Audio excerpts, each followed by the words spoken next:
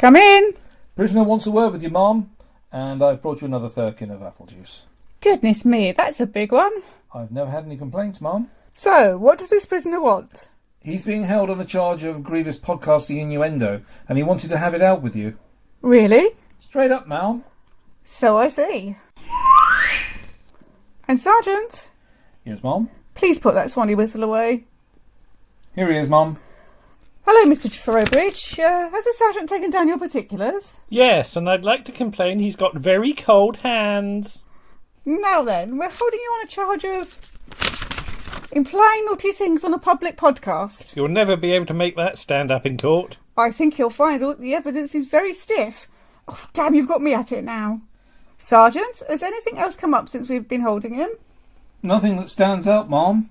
You seem to be deliberately making it very hard for me. I'm simply a fine, upstanding citizen. Yes, I can see that from here. Are we going to keep this sketch up for much longer? No, I think we've come to the natural climax. Well, I'm not cleaning it up. And now, for the young in heart and weak in the head, it's Round the Archives.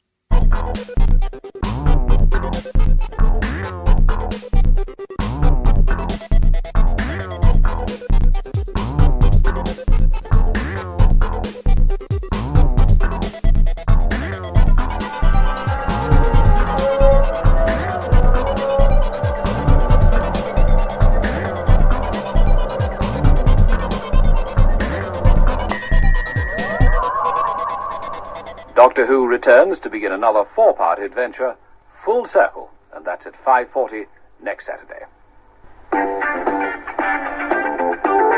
Programs tonight on BBC One. In 15 minutes, Larry Grayson's Generation Game with Iris and Claire. At 7:15, a demonstration attracts the attention of the press in Juliet Bravo. Could you confirm, Inspector, or deny that as a member of a Marxist-Leninist cell, the man you have in your custody was under the surveillance of the Special Branch?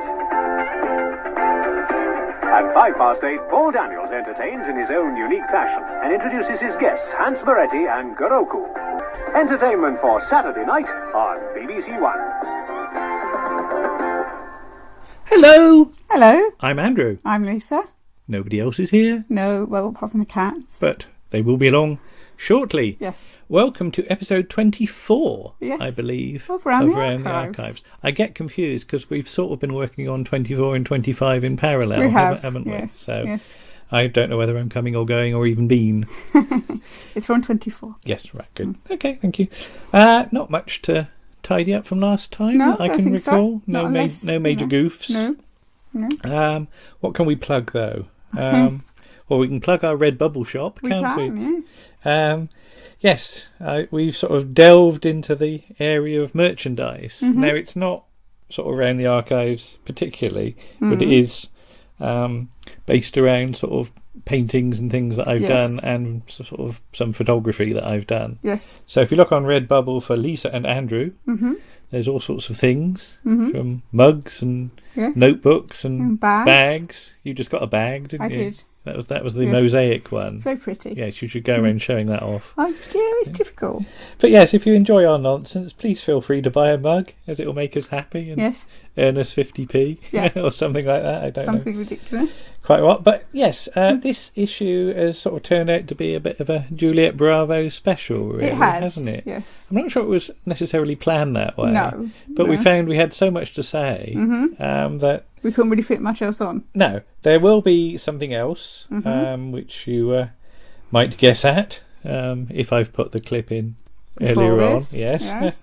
So Martin Holmes will be back to not talk about Juliet Bravo. But first of all, Warren joins us on the sofa Yes. to look at the first ever episode, Yes. Shotgun. Yes. Okay, see you then. Bye-bye.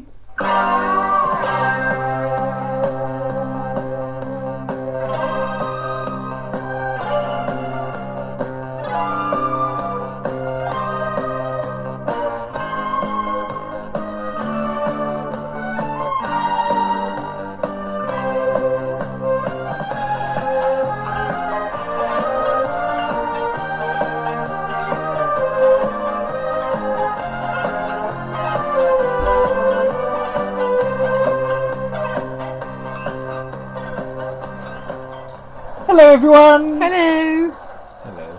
Warren's here. He is. I am. Snuggled up on the sofa. Yes, it's like the hottest day of the year as well. We are snug. We're in the snug. Yes. Good job we know each other. Yes. Right, today we are here to talk about Juliet Bravo. Mm-hmm. Or the two Juliet Bravos. Well, this is the thing. I think we're going to have to do this as a two-part article, the way it's going to go. Yeah. Because you have the changing face of Juliet Bravo, don't She you? regenerates. Yes. So, what's Juliet Bravo? Juliet Bravo Tell me what it is, first of all. a police drama from 1980. Mm-hmm. And it is unusual. Well, it's not that unusual because we've already, as we discussed on the last issue, had a gentle touch. But it's fairly unusual in the fact that it has a woman as the lead. Mm-hmm.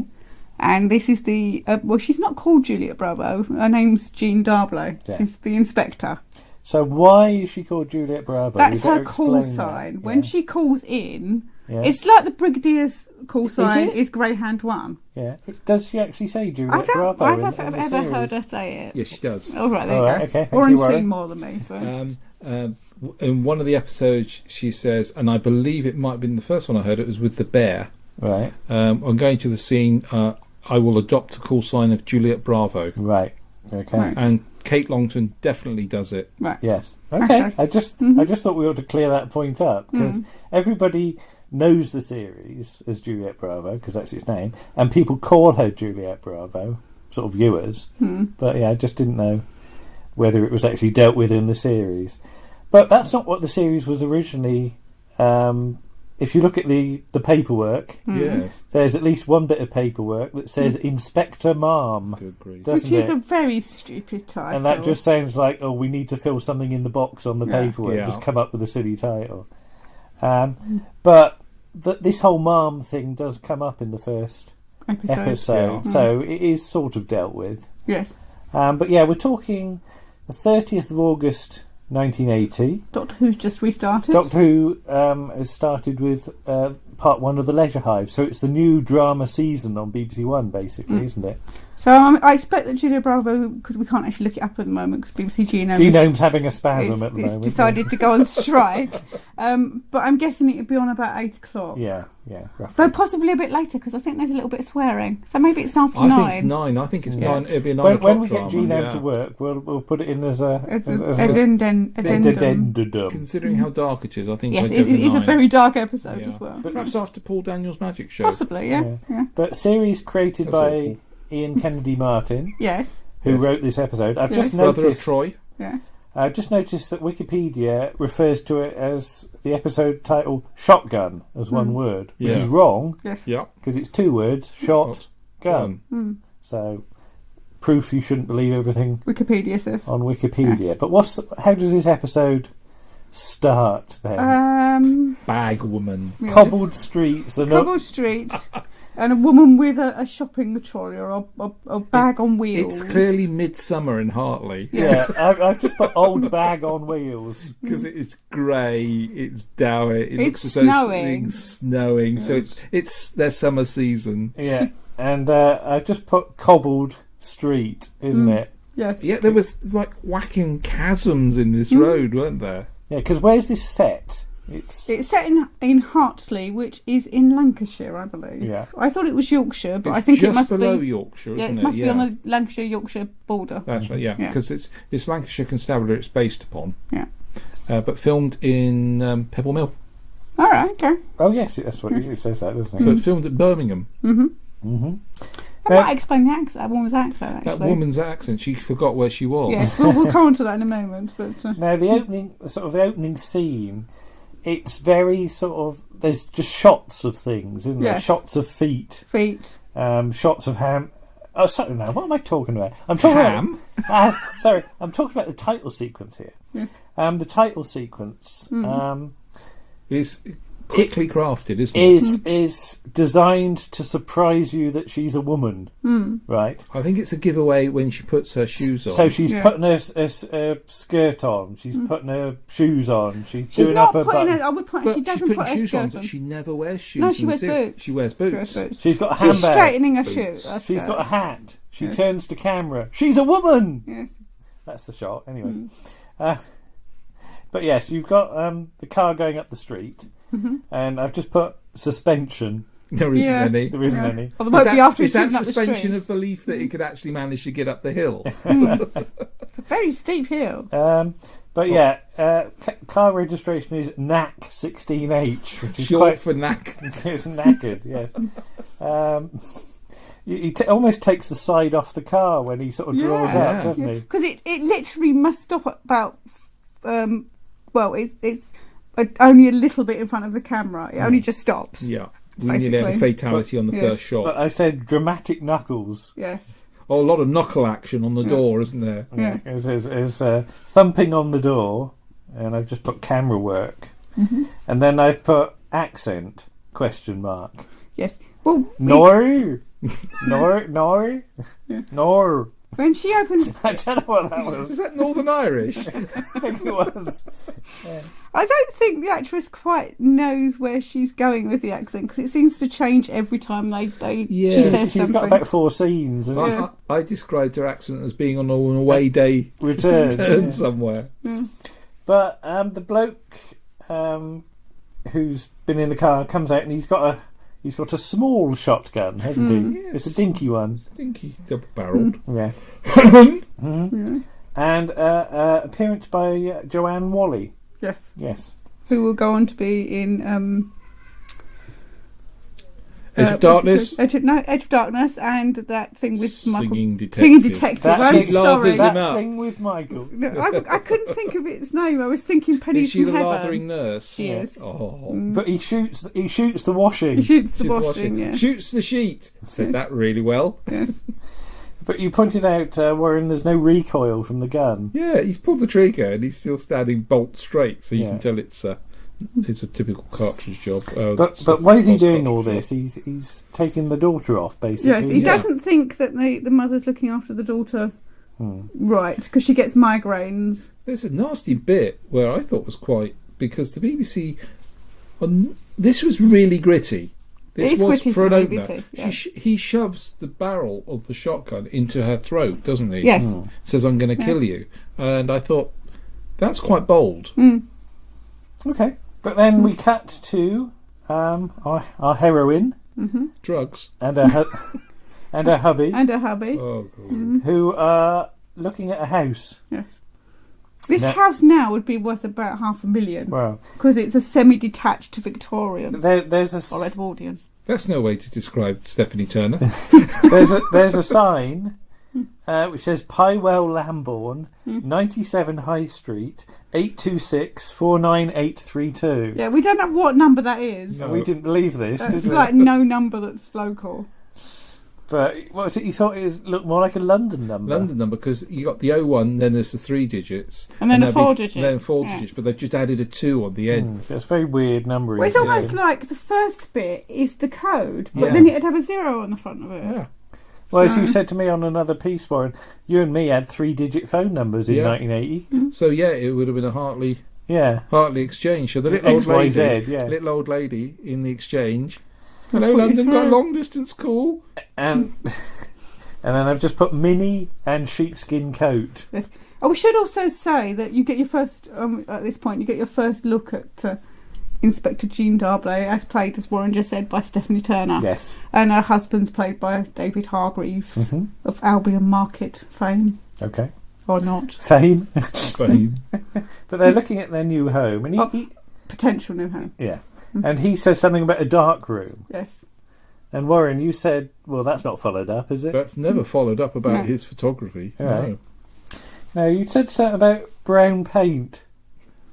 What's this about brown paint, In Warren? the last episode of season 1, she goes on leave and decides she's going to decorate her home. And at the end of the thing, she's painted all the walls brown. And when I mean brown, I mean that type of colour brown you would never have anywhere near your walls. Okay. That was very sort of big in the 70s, I should imagine. It was probably cheap paint. It was toilet brown, I would describe it Yes. as. Nice. Well, it hides the stains, I suppose. Oh, That's what Steptoe said. Discussing what colour. Anyway, the house, they say, are you is comparing Stephanie Turner to old man Steptoe? only in the bath with her pickled onions. I can imagine that in a loofah. Right, £22,000 for the house. Yes. Oh, reef. Yeah. But they still got a scabby sink. It's a horrible looking thing. Well, it's a proper original Edwardian or Victorian thing. I'm not sure I'd pay money Probably for got that. a real Victorian in But it. there's a line about your promotion. And we're covering similar ground now to the Gentle Touch, aren't we? Yeah, it's the way it's said. That it's very barbed. It's like he's not pleased. It's a male point of view's remark, isn't it? It's meant to be pointed. Yeah. To point out that he feels inferior to her. Well, he's been made redundant as well, isn't he? So he's not actually working at all at the moment. So he's relying on her for their money. So we have a juxtaposition here, don't we? Yeah. So there's some stuff about, and we started finding innuendo at this point. Subject to survey, I want it. I'm going to get it. Yeah. And then I just put mind your head.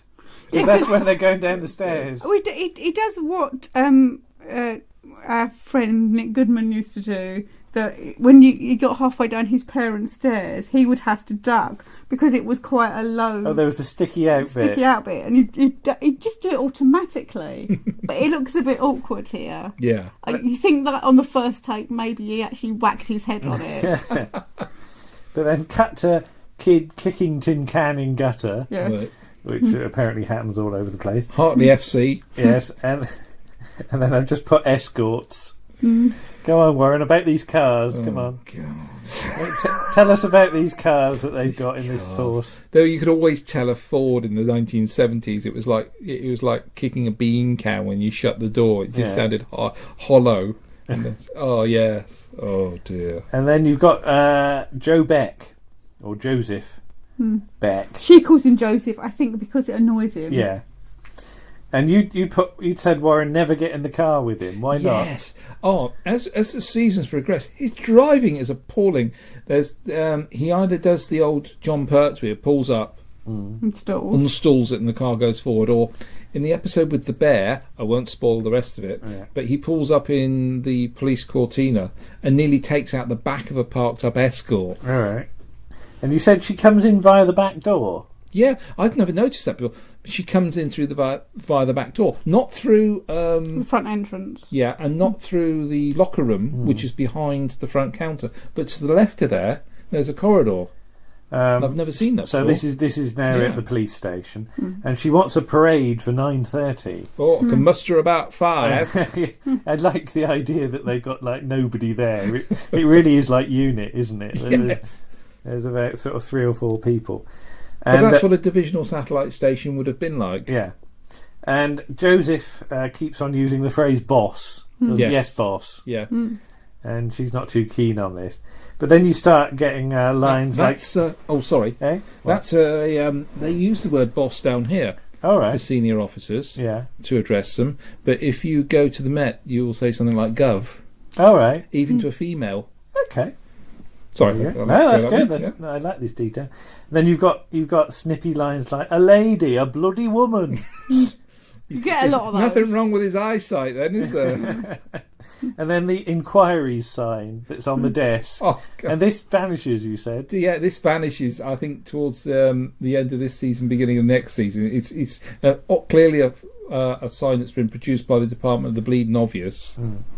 It's not small either, is it? It's not small, no. There's a bloke that's come in and he's offering some information, but he wants £5 for it. So clearly he had some sort of arrangement with a predecessor, isn't it? Now we should just talk about her promotion at this point. Yeah. Because do you ever sort of find out anything about her history previous to sort of this position in the show itself? I don't believe you. Other than, I think she'd worked on child protection before. No, that was Kate Longton. All right, okay. Who'd worked on child protection. But what about the Z-Cars connection here? No, we can play a little fun with this, can't we? So this is fictional universe sort of building, isn't it? Steph Turner's name in Z-Cars is Howarth, wasn't it? Yep, you see Howarth. However, she would have changed that name to become married to Tom Darblay. So technically, the timings are about not too bad. If she goes on the accelerated promotion scheme. I mean, she's in Z Cars for a while, up to about 1975. 5, so we're looking at 80. Yeah, 5 years if she went on the accelerated promotion. That would look about right. Yeah. Yeah, that's just interesting that... And it would be a natural progression for her character. Seemed quite... In the clip I've seen in Z-Cast, she's quite flighty, I would say. But as you go up to a higher rank of responsibility, your attitudes would change. And as I said, she is fighting a man's world. Yeah. Desperately fighting us. But as you also said, that it's now become blasé with her. If somebody gives her a bit of chat, she slaps them down metaphorically, doesn't she? Well, she doesn't stand for any nonsense at this point. Not at all. Which is why she's got where she is, I think. And the boots. What was that? Nothing. Was that about boots? Was that? All right, we'll get to boots later. And then enter John Ringham. Yay! Now, who's John Ringham? She is a false inspector. He's the superintendent. He's Superintendent Lake. So he's her immediate boss. He's is a nice that right? chap, yeah. Is he the divisional superintendent? He's divisional superintendent, yeah. So would he have recommended her for this position? That's why he does come out as saying in later episodes that he recommended her for the position. Yeah. Because he says, "Don't make a cock up of this. On my, I recommended you." Yeah. So it's both our heads on the block type thing. And then he's got a reference to their billiard table, which you do actually see. So do you see this? In I think it's the first episode of. Kate Longton. You actually see it in Kate Longton's. All right. Because they talk about taking somebody up to the billiard table. All right. Okay. To keep them in that room. Yeah. Have you ever played billiards? Played snooker on the snooker table at Uxbridge. Right. Yeah. Okay. Any good? Yeah, bloody good full size table that was. Right. Yeah. No, I meant you. Me? Oh yeah, I'm quite good. All right. I can pot as many balls as you can. You have to get your cue out in a minute. Give us a demonstration. Right. Now I've just put white hat, cloth. Now explain about her hat, because this is the sort of detail that I love. Okay. And you won't get this on Wikipedia. Why has she got a white hat on? Why she got a white hat on? Female officers from the early 70s started to wear white tops to their hats. Mm-hmm. It was to identify them in a crowd as being female. Right. They are detachable, and we do see her detach the white cover. Later on, the hat is black. Yes. The hat is black because she's dealing with a firearms incident and she'd be an obvious target. Yeah. It also happens in another episode, which randomly, just throw this one in, points of view, somebody wrote in to say one shot had her with the white bit on her hat, and one shot had her with it, the next shot had her with the black top to her hat, and they actually show the clip on points of view, and I remember that very clearly, her taking the cover off. But as you get to the last season with Stephanie Turner, she's wearing the wrong hat completely. All right. She's wearing a traffic officer's hat. Okay. Because the black hat would have been brought in as standard by then. Yeah. And of course that comes in with Anna Carteret. Right. Okay. But we said about cloth, that you said about reinforcement. It's not reinforced. No. It's just a starched cloth hat. All right. Okay. Is that because they wouldn't expect the female officers to be in that kind of situation? No, I just think it's cheap. All right. No, genuinely, it was just cheap. No, by that time they would have been doing exactly the same as the male officers. So they're putting their lives on the line more than the male officers because they have no protection. Yeah, and they did have a truncheon, but if you see the size of her handbag, where do you put it? It's the truncheon is about 3/4 of the length of the handbag, and that's where it sits. Oh, okay. They used to call them walnut crackers because that's all they were good for. Now, we've just written down drive and determination, which is clearly sort of her character, isn't it? And then we put CID hilarious, brackets car chase.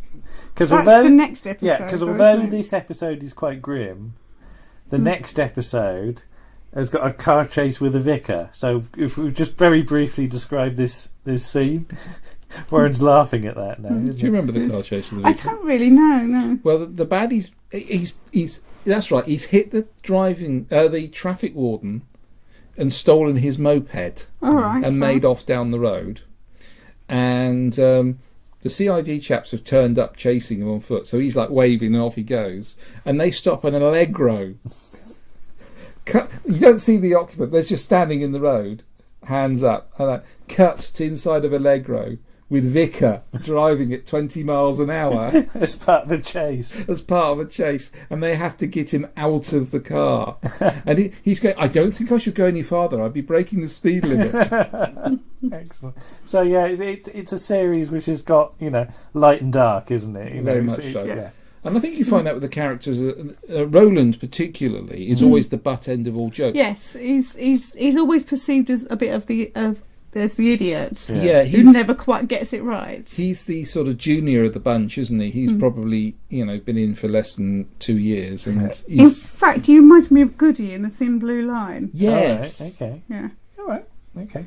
I put snow. But yeah, it's snowing at one point. There's snow in the background anyway. Settled snow. Grim up north. Mm-hmm. And then we've put Pie radio set. You said about their radio sets that there's never any chatter on it. No, unless it's part of the script. You've never, and you find this in police dramas, don't you? Yeah. Because it's too distractive. Yeah. The early episodes of The Bill, you used to have a little bit of chatter on the radio, and they'd make a point of turning the volume down, which gave it some kind of continuity and reason for that. But for this, there's absolutely. But yet you go to the police station, and that blimmin' radio in the front office doesn't shut up. But we're in the middle of a playground now, aren't we? So yeah, in the park. And I got distracted by the conical thing. Is this? Because I used to go on these. I remember them. It's like a skirt, isn't it? It's like a hooped skirt. And you'd get on it, and you'd sort of really need 2 or 3 people to be on it, and it would rotate and wobble about, wouldn't it? But I think they were probably a death trap, weren't they? Especially because they were built on concrete. And also, if you put your legs on the inside, when it went inside, you'd smash your legs against the pole. It's in sort the of middle. like a bit like a sort of giant traffic cone thing, isn't it? Yeah. And you don't see them anymore. Did you? Have you ever been on one I of don't those? remember them, no. Do you remember the hobby horse thing that used to go back to front, and you could get about 8 people sat on it? No? Anyway, so this is for a meeting with the missus, isn't it? This is because what we should actually say, we probably haven't explained, is that when the character giving any of the plot away. turns up at the start, he takes the daughter away. Yeah. Yes. Not by force, but He at the points point of a shotgun. shotgun. Yeah. But she doesn't tell her that when she sees her. She No. just tells her that he's taken the daughter away. Yeah. And she says there's nothing they can do because 'Cause she's it's not told her by any force. threats. No. Yeah. No. Now, I've just put, come on, Sergeant. Come on, Sergeant. Calling him like he's a small dog. Yeah. Come on, up you go. Again, to be Just annoying. annoy him, yeah. Come on, jump up.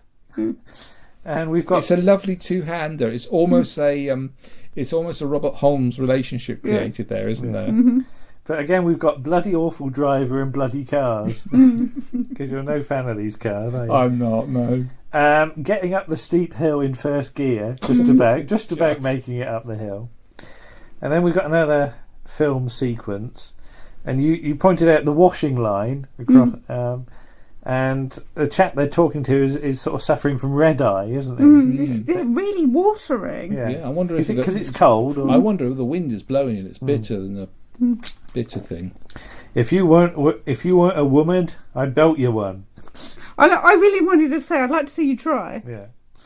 And she knocks him out. Yeah. That's right hook. But yeah, who's this bloke? What is he? He's the father in the scene in the police station with the informant. He has said he saw a rape, or the tail end of a rape. Yeah. And they find a name. They get a name, and she goes to see the mother. Yeah. And she says she should see her husband. Yeah. Because the daughter's not there. Yeah. So she sees the husband, and the husband basically says that unless she's pregnant, they don't want. Even if she's pregnant, they'll just sue the bloke who raped her. Yeah. Not that he wants him to go to court and get punished, just that he'll sue him. Because he doesn't like the courts. He doesn't want anything to do with the courts No. because they don't speak the King's English. The King's English as well. English, yeah. Yeah, I mean, is he? That's a nice little detail. Is he the from King's English. 1951 or not something? The Queen's English. So that's a joke that's probably totally unaware that we have a queen now. Yeah. Or it shows his disdain for women. Yeah. Yes. Yeah, I think that's the point. Yeah. That's the point of the Yeah. line. Yeah. It's quite clever that. Because he's trying to put her down. Yeah. Then we cut to the doctors. where there's a bottle of Dettol that is that what your attention was drawn by? You can't not notice the it, bottle though. of Dettol in. It's the most colourful thing in the cabinet. No, we better explain Dettol. Dettol is antiseptic. Antiseptic. It has a bright green label, It's doesn't a bright green label. It smells horrible. Oh, yeah. And I believe some people used to bathe in it. Really? Yes. Okay. Yes. Okay. It's because usually labels and things are either covered up in BBC productions Yeah. or pointed up. But I think someone's having a little bit of a chuckle because everything else is pointed slightly. But no, pointing this way is a bottle of Dettol. But the father's taken the daughter to the doctor's. To a private doctor. Yeah, to a private doctor. Yeah. Played by Michael Lees. Yeah. Yeah. Who's in lots of different things. Well played, Lisa. That's suitably vague, isn't it? Okay. We'll look him up later. I could name. It's in Your Own, My Lord. Okay. Okay. That'll do. do. That's Yeah. fine. Thank you. Right. And yes, Ford's tin of beans. Yeah, that was the tin of beans. You said yeah. about when you shut the door on a Ford. Sounds like an empty tin of beans. Yeah, but the father's in sort of in a bit of a mood now, and he chucks a rock A huge rock. through the windscreen Like of the doctor's car. A rock off of a rockery kind of rock. A rockery rock. A rockery rock. Yeah. Doctor on call. Yes. Smash. It's a rover, isn't it? Yes. Yes. But Maureen, the daughter, has left a note. Maureen. Maureen, she's left a note with the receptionist, hasn't she? Call the police, I'm being kidnapped. Yeah. And then you cut back to her mum in her sort of House. in her house. And again, Warren, you keep getting distracted by set detail, don't you? I do. And you saw there was a picture on the wall which you described as cartoon dogs. Yeah, it does look like dogs, but it doesn't look like it's very realistic. Yeah, usually you get something like, I don't know, Laughing Cavalier or the Blue Woman. The Blue Woman. No, you got two cartoon dogs. Yeah. But you said stock kitchen cabinets again that you see in everything. Her accent's moved again. Yeah. I don't know whether it's going north, south, east or west. I don't think she does either, really. But then you get the detail that the mill closed down. Because there were trouble at mill, wasn't Trouble there? It's trouble at Mill, yeah. Well, not that we expect the Spanish Inquisition, but... Nobody expects the Spanish Inquisition. What was that? Is it... You can't read your own writing. Warwick says, oh God. Oh, every time he sees the cars. Yeah, so there's a shot of the car. One gust of wind and the sign will blow off. That sign on the roof of the car is not good. But yeah, she takes no nonsense, and then just in capital letters it says boots. Brackets Warren. I'm not saying any more. They're not even that sexy, to be honest. They're just sort of Commodore garden Commodore boots. standard boots. Now, I know what I mean here, but it's interesting if you can work it out. Ensuite. Do you know what that refers to? Yeah, it's when they're in, because he's hiding out at the mill. Yeah. And they've got like a blanket and stuff to sit on, and there's a bucket there, isn't there? A bucket, yeah. A bucket to pee in. Bucket in some absorbent newspaper. Yes. And she's not to make any cheeky moves. No. Yeah. Now there's a very nice shot because the inspector's gone to investigate she goes what's in going there, on. and he marches her out at the end of the gunpoint. And there's a very nice just shot where they've got the camera pointing at the sun, and everybody comes out, and it effectively just becomes shadows, doesn't it? It's very nice. It also emphasises a point of power, doesn't it? Position of power. Yeah. But the knackered car is back. Yes. And he's just half-heartedly covered it with some sort of... He's camouflaged it with highly some effectively branches. with some brown old leaves. Scabby branches. About 4 thin branches. Look, they've got Dutch elm disease. But he takes the tyre out of the police car. Yeah. And I love the way that... Did you notice, though, that he managed to perfectly, with a shotgun, which scatters out its shot, they don't blow the hubcap off or dent the hubcap. But I love the way Jean has to tell... is it Joseph? Joseph, to use your personal radio. And they break out the firearms, don't they? Yes, firearms were issued. Like he's just going to run up the road or something like that to tell them. Anybody got 5 pence? Yeah. But remember, you've got a radio. You know, we did give you one. There's a palpable sense of tension now building up, and this is the good thing. you've at the beginning you have the apparent danger, then you have the introduction of the new character, the attitude towards her, but the tension is still underlying from the very first scene, and now it's racking up, isn't it? Yes, I think so. Yeah, but cut now to the wife in the sort of we presume it's the interview room, don't we? Yes. Yeah. Because there's an ashtray. You said there's no poster on the wall. Yeah. Now, what's this poster they should have? There's a poster that appears quite regularly. You'll see it when you come to the Anna Carteret one that says details for people in police detention. Oh, right, okay. But it is quite darkly lit, that room, this time. Usually it's quite lightly lit, but it also looks smaller than usual. Yeah. Because you usually get about... I wonder if it's to hide the set a bit. May well be, yeah. That they've only got a bit of a set, so they've got to turn the lights down, and we'll get back to that later again. Yes, the accent... Oh, blimey, God knows where it is now. But I think it's on a plane going somewhere. We've put rusty letters on the police car. It says police. Yeah, it's very rusty. Yeah, and it's almost like somebody's just put Letraset on the side of the door, isn't it, with police? Probably have. They probably have, yeah. But now the hat changes to the. She's taken the white cover off of it again to camouflage herself a bit. So the hat is now black because the firearms are out. Now, you said about how she leads from the front, that when they go to... So the guy and the daughter are now in this... It's cottage. Yeah. In the middle of nowhere. Yeah. So she sort of goes to look in the window, and you said I wouldn't have done that. I wouldn't have put my mush against there. And... but she definitely leads... This is what I do like. She leads from the front, but technically... She should have sent one of the... Should have set somebody in so you got forward observation point. Yeah. And they could use their personal radio. Yeah, personal radio, yeah. I got distracted by... Is it Roland's there? No. And I said Anorak or Kagul. I couldn't work out... No, it's not him. That's the CID officer. Oh, sorry. That's... Who's that? He's on here. Hang on. Yes. Detective Sergeant? Detective Sergeant Dave Melchett. Melchett. Yeah. Jeffrey Larder. Dave. Yes. So yeah, so he's got this coat sort of some Anoraki sort. Thing on. Yeah, yes. and I couldn't work out what it was. I wonder if it's a Kagul, if it's got the cords you pull on it. We'll look it up later, and I've just put kaboom, and because he smashes the window and fires at them. Yeah. And they all leg it, sort of hunched over. They don't. They sort of crawl along a bit, and they get up, and none of them are dirty. They look like little chimpanzees running along. And because the police car's got two doors, you have to sort of squidge in the back. Yeah. So they run along, keeping low. They drive for miles. They drive past about 3 houses. Now this is quite interesting. It was only afterwards we worked out why it's done like it is. They drive for a considerable distance, have a scene, talking. And then they stop, and they've travelled 100 yards, and it's because the scene is written longer than the actual distance that they actually need to travel. So they've basically sort of gone round in a circle for no apparent reason, just to sort of burn up some petrol. But police control arrive now, so all the vehicles converge, basically, of every description. Now, the police control van, what's that? They're all neatly parked. Did you notice that? Yeah, all in a nice line. Yes. Yeah.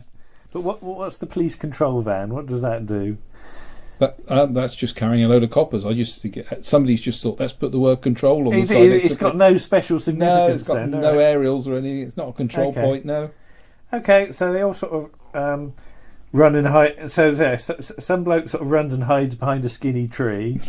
They run into an anorexic forest, don't they? So I'm just to splash through a little stream. They've got a dog. You were worried about the dog. I was worried about the dog. Yeah, I knew it wasn't going to get shot because I've seen the program episode before, but I'm still worried about basically, the dog. all this is to demonstrate that all hell is breaking loose. Yes. And then at this point, we said, it's not going to end well, is it? Yes. But if we go back to the first scene, I'd like to muster people for prey. I can only get 5. Yeah, where the hell has everyone else come from? Where have they come from? Other parts of the division, maybe? Yeah, but they're miles away because they've all got there at the same time. That's the thing. They all arrived together. Yeah. Unlike the superintendent. Yeah, well.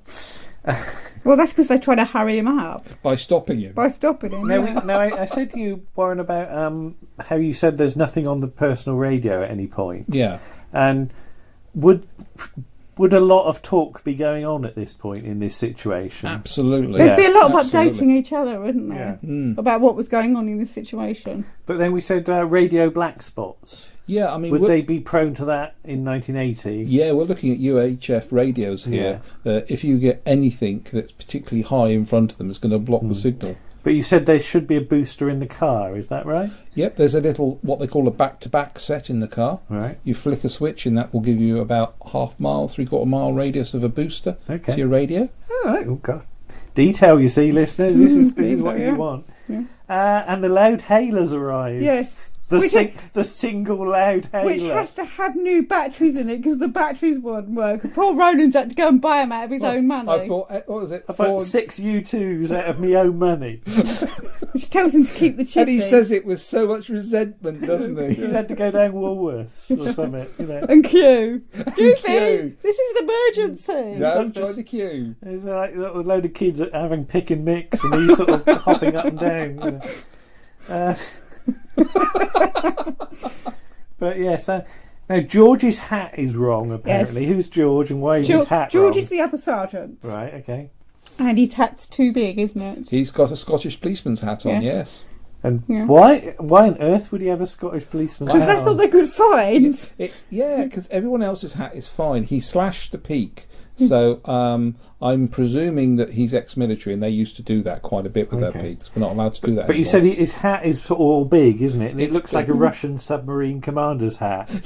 Yeah, so we're saying that, so that will make it that's how the Scottish police have their hats. And suddenly, the production team have got a camera crane from somewhere because you start getting all these high shots and things like that. But they only seem to use it for the same sort of shots, It's don't just they? in the cottage, isn't it? Yeah. I wonder if it got too windy throughout the Possibly, day. yeah. Now, this claim, we have this cottage surrounded, and your response was, no, you haven't. Because I can see there's nobody up that bit There's there. nobody up the other end. Yeah. Surrounded means you've got a ring of Of steel around steel, them. But no, everybody's just down behind the dry stone wall. Yeah. Keeping their heads down.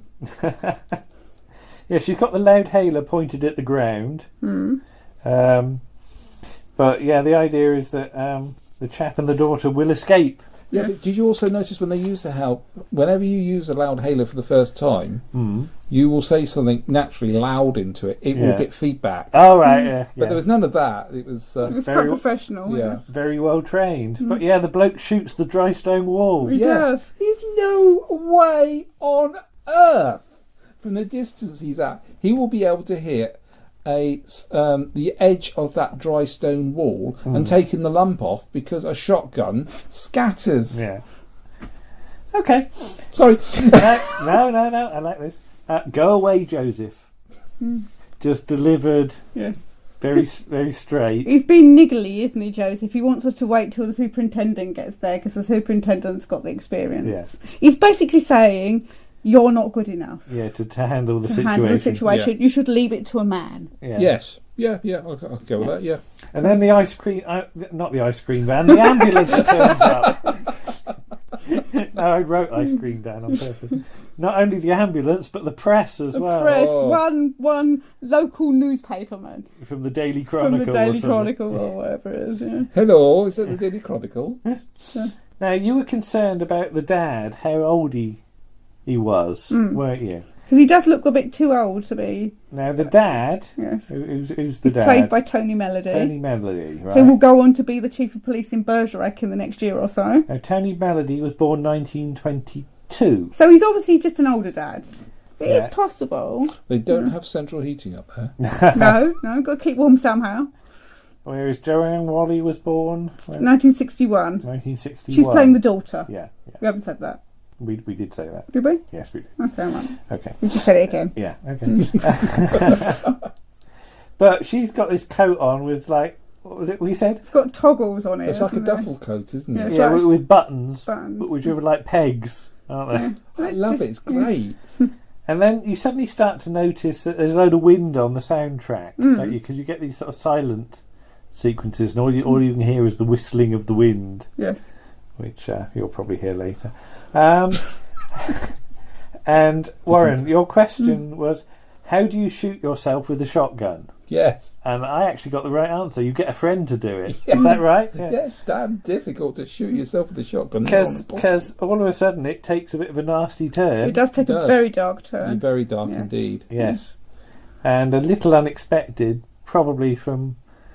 I don't know how the show was sort of trailered or what the publicity was at the time. I can remember viewing it for the first time and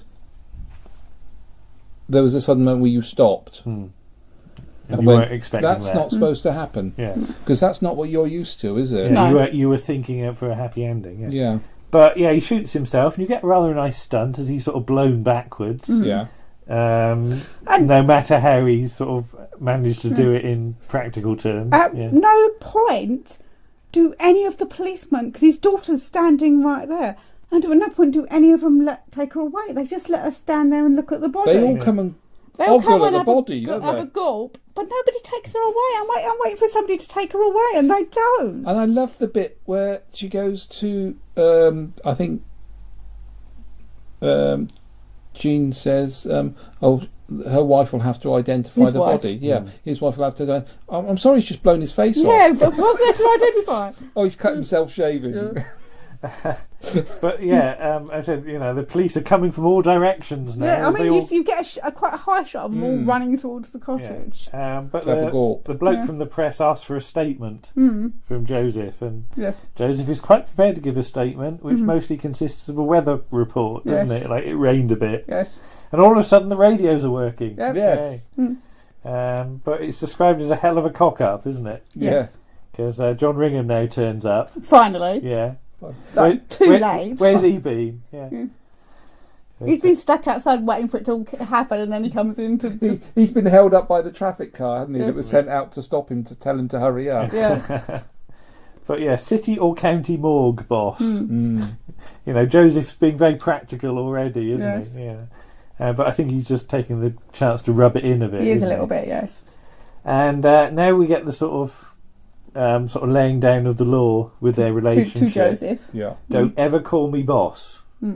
Call me mum. Call me mum. Don't open the car door for me. Don't open the canteen door for me. Don't help me over any fences. Yeah. I can manage myself.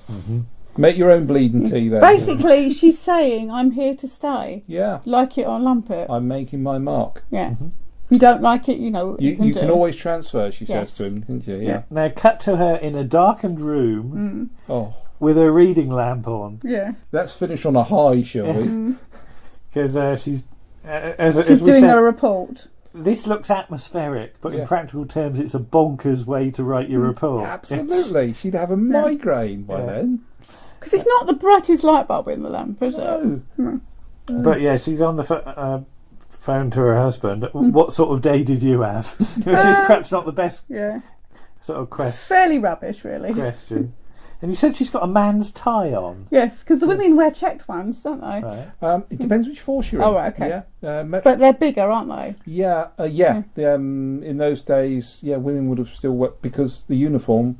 There was nothing special about the women's uniform other than the tunic being slightly different design. The shirts would have been a man's shirt. And what's the last thing she does in the episode, Lisa? Farts. Oh, she sucks licks her finger for some reason. Provocatively. It wasn't provocatively. Honestly. So it was a saucy ending. Yeah. Run titles.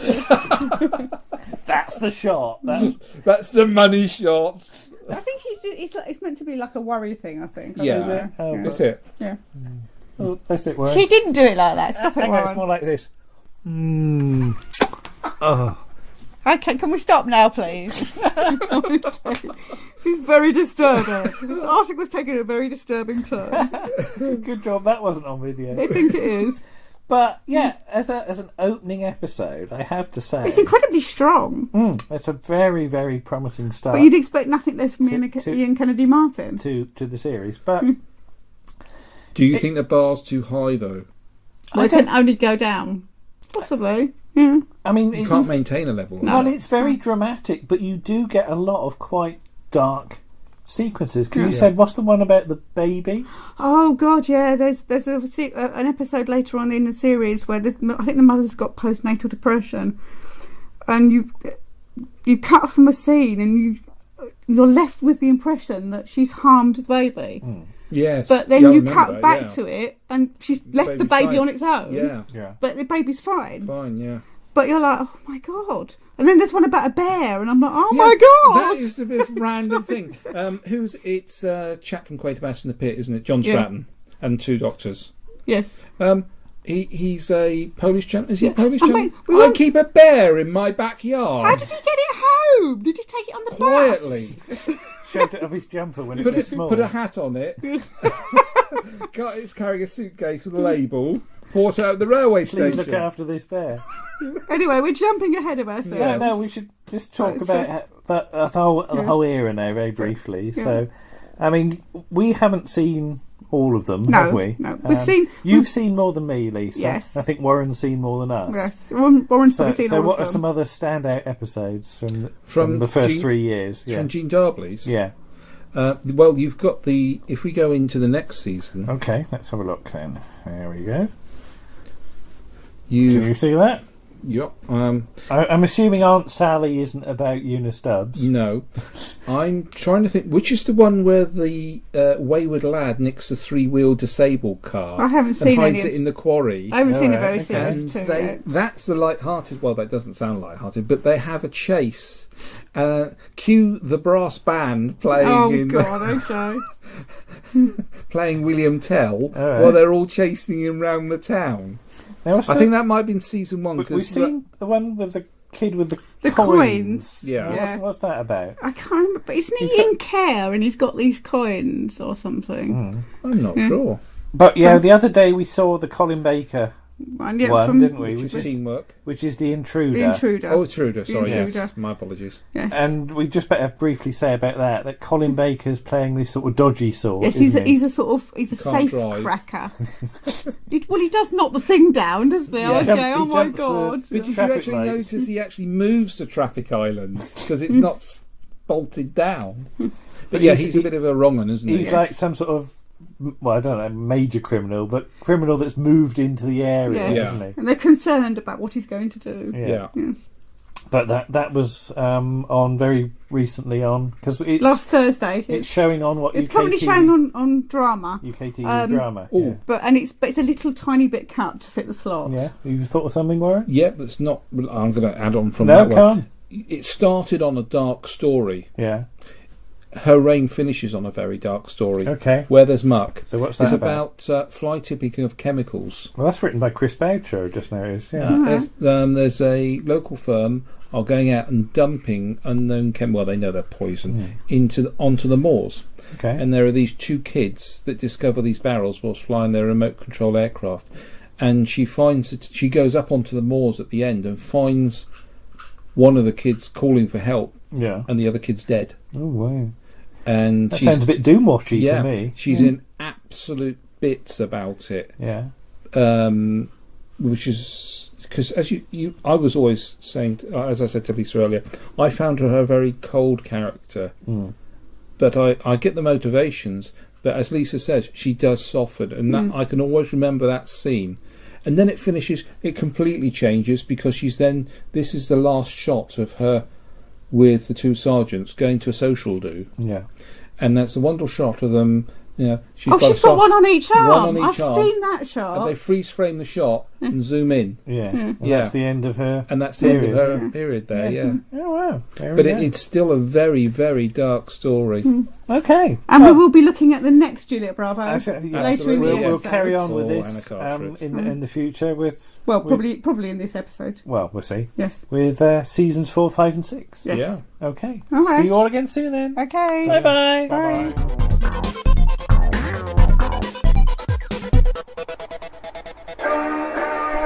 Entertainment for Saturday night on BBC One. In 15 minutes, another round of Larry Grayson's Generation Game with his Saturday go, Isla Sinclair. At 7:10, Juliet Bravo presents Inspector Jean Darblay with a mystery. The other bit of news is from just down the road. Old Daisy Herrick's disappeared. Daisy? Yes, ma'am. With Phil Silvers at 11:40, this is the lineup of entertainment for Saturday night on BBC One. Thank you, Mr. Warren, for helping. Thank you, Warren. Always good to have him. It was fun, yes. Isn't it? Yes. And considering how dark that episode yeah, is. we thought we had to make it a bit fun because... Yes. But of course, Warren always gives you a real life perspective on this. Yeah, it's very interesting. I mean, the fact he just groans every time he sees the police cars, and the hat. The thing about the hat's really interesting as well. George's hat. But this is, proper detail we give you. Yes. Just to clear up the schedule for Shotgun, BBC One runs with the Dukes of Hazzard at 5:10. Good. Yeah, that's my excuse. Sorry. News is at 6:00, and sport. Leisure Hive is at 6:15. Larry Grayson's Generation Game at 6:40, and then Shotgun is on at 7:35 to 8:25. Right, that is really, really, really too early for what goes on in that episode. Yeah, because I think there is a swear word in there. It's not a huge swear word. It's only like a bloody or something. I remember now. But yeah, it's the fact that what happens in it and how he kills himself at the end of it, and it's really early. It feels like it should be on after 9 o'clock. Yeah, but to give just a quick, short other perspective on Shotgun, we're very pleased to welcome the writer Michael Dennis, who found a little bit of time in his very busy schedule. Yes. We asked him a couple of weeks ago if he could do it, and he managed to fit us in. He did, so we're very grateful. He's very fond of Juliet Bravo. Yes, indeed. Both of them. If you follow him on Twitter, you'll find some Juliet Bravo stuff there. So he'll give us just a few words about Shotgun, and then we'll come back with something else. Yeah. Okay? Okay. Bye-bye. Bye.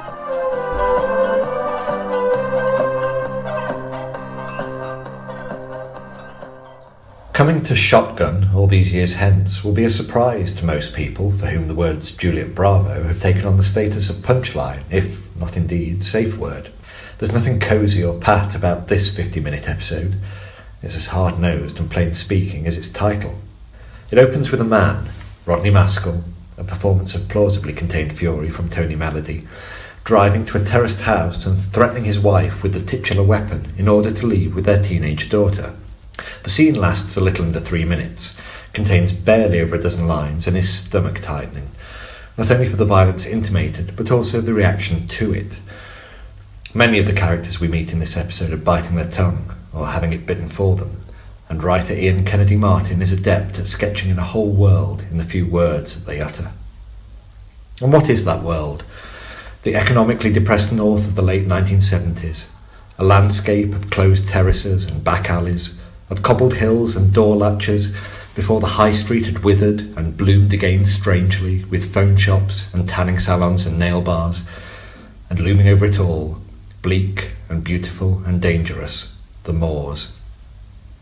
When Kennedy Martin was researching the series, he spoke to Inspector Wynne Darwin of the Lancashire Constabulary, who, amongst other things, told him, "You can tell which of these towns is poorest. They haven't knocked down their old mill chimneys for redevelopments."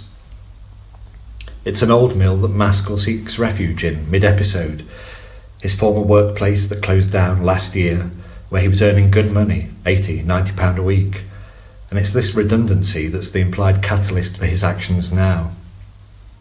Money, or its absence, threads through the whole episode. Tom, Inspector Darblay's husband, is unemployed, a fact we find out during a scene where they discuss in detail the state of their finances while working out whether they can afford to buy a house. For viewers in the space year 2018, the figures mentioned are a kind of violence in themselves.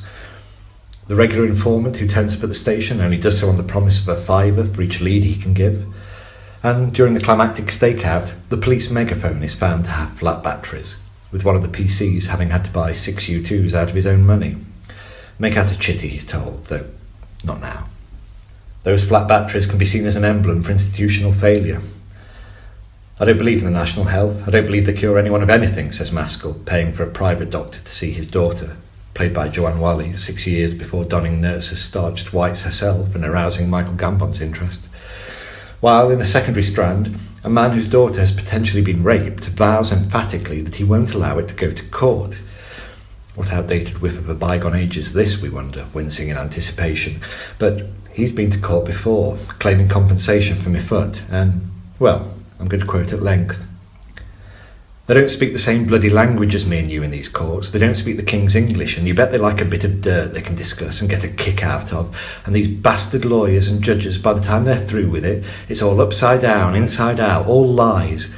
Do you want to put a 16-year-old girl through all that? With apologies to Jackie Shin, who impresses in that single scene, it's a brilliant example of Kennedy Martin's understanding and depiction of how a stone face might reveal itself, if we take a step back, to be the wall of a sanctuary. Here, trust has to be earned. The bar is high, and grudges last long. Which brings us to Inspector Jean Darblay herself. What impresses in this opening episode is not only Stephanie Turner's assured and natural performance, but also how the format is underplayed.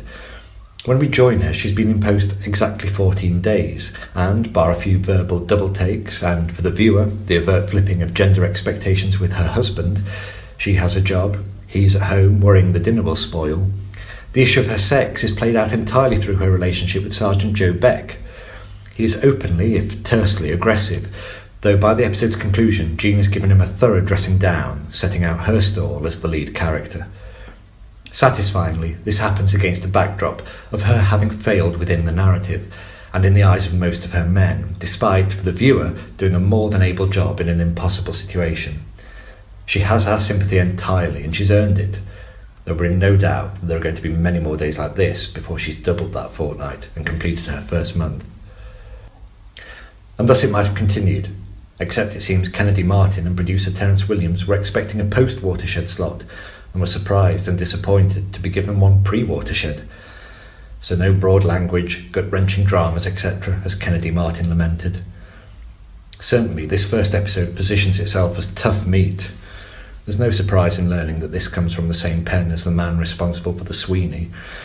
And while it might show a world of economic destitution, director David Reynolds makes it look $1 million. His choice of shot, tight cutting, and use of handheld cameras serve the script impeccably. The opening scene alone is hard to reconcile retrospectively with the familiar and much-loved theme and title sequence that preceded. The programme continued for 6 series, surviving a change of lead halfway through, and with much to recommend it, especially when it drilled down on character or pushed hard against the confines of the format. Coming to it fresh is the oddness of much of the succeeding episodes that beguile. But it would never be like this, ever again. Thank you very much for that, Michael. Yes, thank you. That was really very interesting to listen to. Yes, always lovely to get new people on board, people, and we definitely leave a open invitation. Yes, if you want to come back. If you want to come back and do more, or do something else. Or do something else, please don't hesitate. We will be very willing to talk to us. Yes. Anyway, we should say that Michael's DVD and book. Yes. Are available. Yes. It's not just his book. Well, it's not his book, no. But it's he's involved. Because he wrote an episode for the BBC anthology series Queers last year, which marked the 50th anniversary of the partial legalisation of homosexuality. Michael's one is A Grand Day Out. Not to be confused with the Wallace and Gromit episode. A Grand Day Out. That's a whole different story. It is. But yes, the DVD is out. The Blu-ray is coming out later in the year, and there's a book of all the scripts. Oh yes. His and all the other people that were included. I have somewhere. Yes, yeah. I'm not exactly sure where now. Things tend to get buried quite quickly. But in the background of his episode, yes. on the wall, yes. you can see a Juliet Bravo picture. A Juliet Bravo picture, which is thanks to Mark Gatiss, who, knowing that he liked Juliet Bravo, got the production designer to put them in, the crew to put it in. Great. Yeah. Right. Okay, who's up next? I'm not sure who is up next. I think it's probably Martin Holmes. I think it probably is, yes. And I think he's going to look at Space 1999.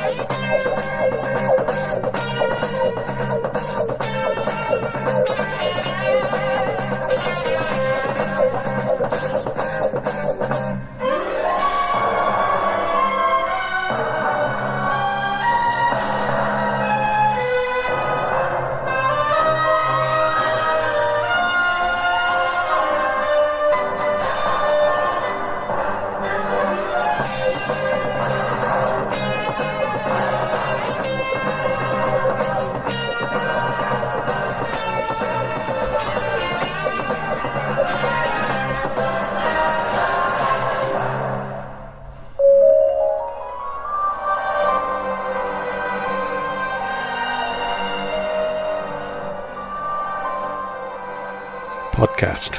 The problem with Space 1999. Against a blank white backdrop, a hero with one black sleeve, and apparently played by a bloke called Martin, stands chisel-jawed, uniformed and uber-dramatically as an inspiring fanfare blares out. Seconds later, against a black backdrop, presumably to show off her whiter version of the uniform so much better, is Mrs. Barbara Bain, does much the same. These are the Landaus, famous already for appearing together in the first 3 seasons of Mission Impossible, and perhaps more famously for bailing on that same series at the very height of its success.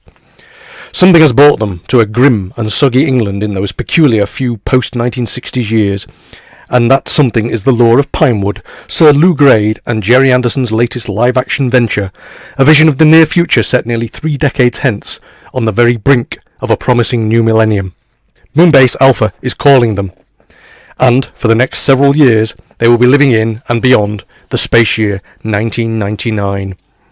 Space 1999 was a huge series in its day, born out of the embers of Jerry Anderson's UFO in the early 1970s, riding on the coattails of both 2001 A Space Odyssey and the UK success of Star Trek. It was expensive to make, looked expensive on screen, and featured what are still some of the best special effects work ever seen on television.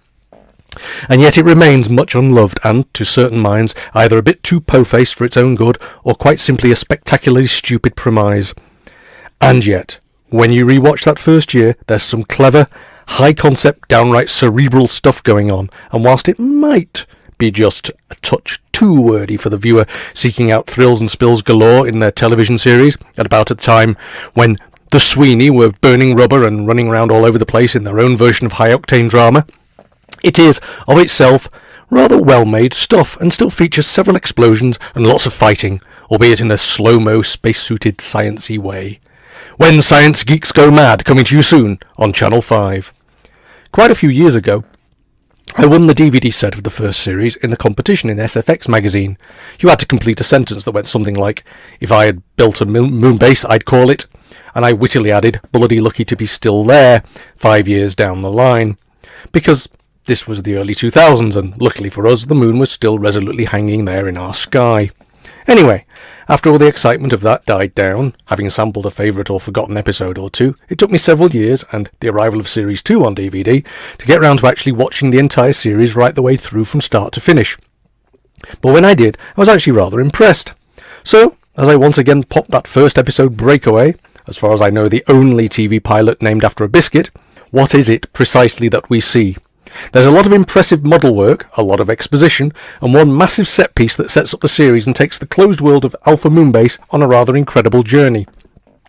Across a rather languid 50 minutes, quite a lot actually happens, although quite a lot of it does happen quite slowly, as the influence of Stanley Kubrick is obviously determining how space things ought to be filmed. If you remember that scene on the Space Wheel featuring Leonard Rossiter in 2001, there is lots of thoughtful mumbling in huge empty white sets. Captions inform us that we are on the dark side of the moon, in the post-Floyd space month of September 1999. 2 astronauts with funky space mini-televisions ride in a moon buggy to the Nuclear Waste Disposal Area 2 and start loading up things marked with labels saying radiation. I'm sure that'll end well. The first words spoken on screen in Space 1999 are Professor Bergman, which is interesting given his ultimate eventual disappearance, and we find this elderly gentleman monitoring brain activity with a space doctor who seems quite trembly of lip. Meanwhile, on a space transporter only very reminiscent of a similar scene in 2001, the new commander of Moonbase Alpha is informed via black and white television that his appointment has been approved by Commissioner Simmons, as played by Roy Dotrice, about whom we will be finding out far too much and far too little later on. They burble on about the mission to Meta, seeking out new life on a planet sending signals that might indicate life, and over some beautiful space footage and impressive model work of a probe ship docking, it turns out that they think Meta might have an atmosphere. If I was them, bandying around phrases like atmosphere might be something I'd avoid at the moment, but never mind. There's some ominous chat about a virus which mustn't be allowed to stop the project, and as the thing of beauty that is an Eagle transporter flies on, already down below, terrible things are afoot. Astronaut Nordstrom goes bonkers and has a slow-mo space fight with his colleague before being zapped in a laser doorway.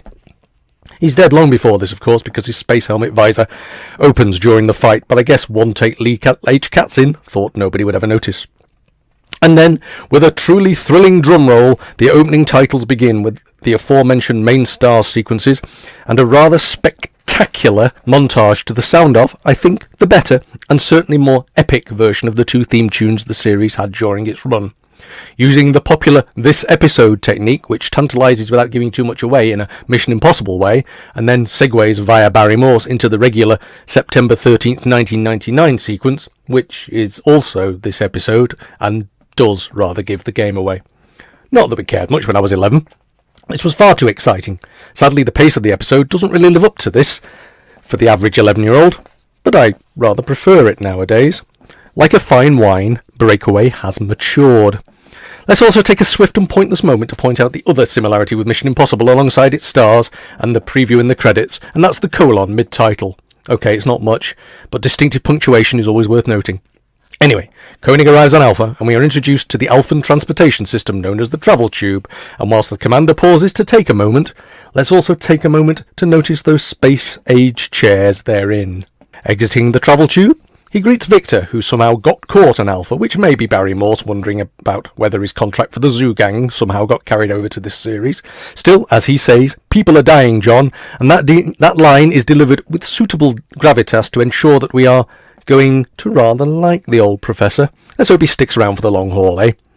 There's a cough and a spit for the late great Philip Maddock as the departing ex-commander Gorski, wishing his successor good luck, and then John Koenig is welcomed back by an impressively diverse crew to the impressively huge main mission set, like the old friend that Gorski obviously wasn't. There's then some odd science about the non-virus that looks like but isn't radiation sickness striking down the astronauts, some bonkers astronomy about the current position of Meta, and via the "ooh, I want one of them tiny tellies" magic of Comlock porn, we are introduced to Dr. Helena Russell, who doesn't seem all that taken with her new boss, despite his efforts to bond with her over some antique medical equipment. There's some chat about unusual brain damage, and the mystery of what's going on over at Nuclear Disposal Area 2, with lots of thoughtful close-ups and talk about medical risks and the decision being the commander's in a deft shifting of responsibility from the doctor. Next, Koenig meets Alan Fairdincum Cobber Carter, one of the Eagle pilots in an Eagle bay, surprisingly buzzing with activity beyond the windows behind him. And whilst Carter worries about the backup crew, there's more languid thoughtfulness as it becomes apparent that John Koenig has the weight of the world, or at least the moon, upon his rounded shoulders. Not helped by another call from that pesky Commissioner Simmons, which leads to some conflict over whether the atomic waste should continue to be sent up from Earth. I don't know, these days every household must be churning out the wretched stuff.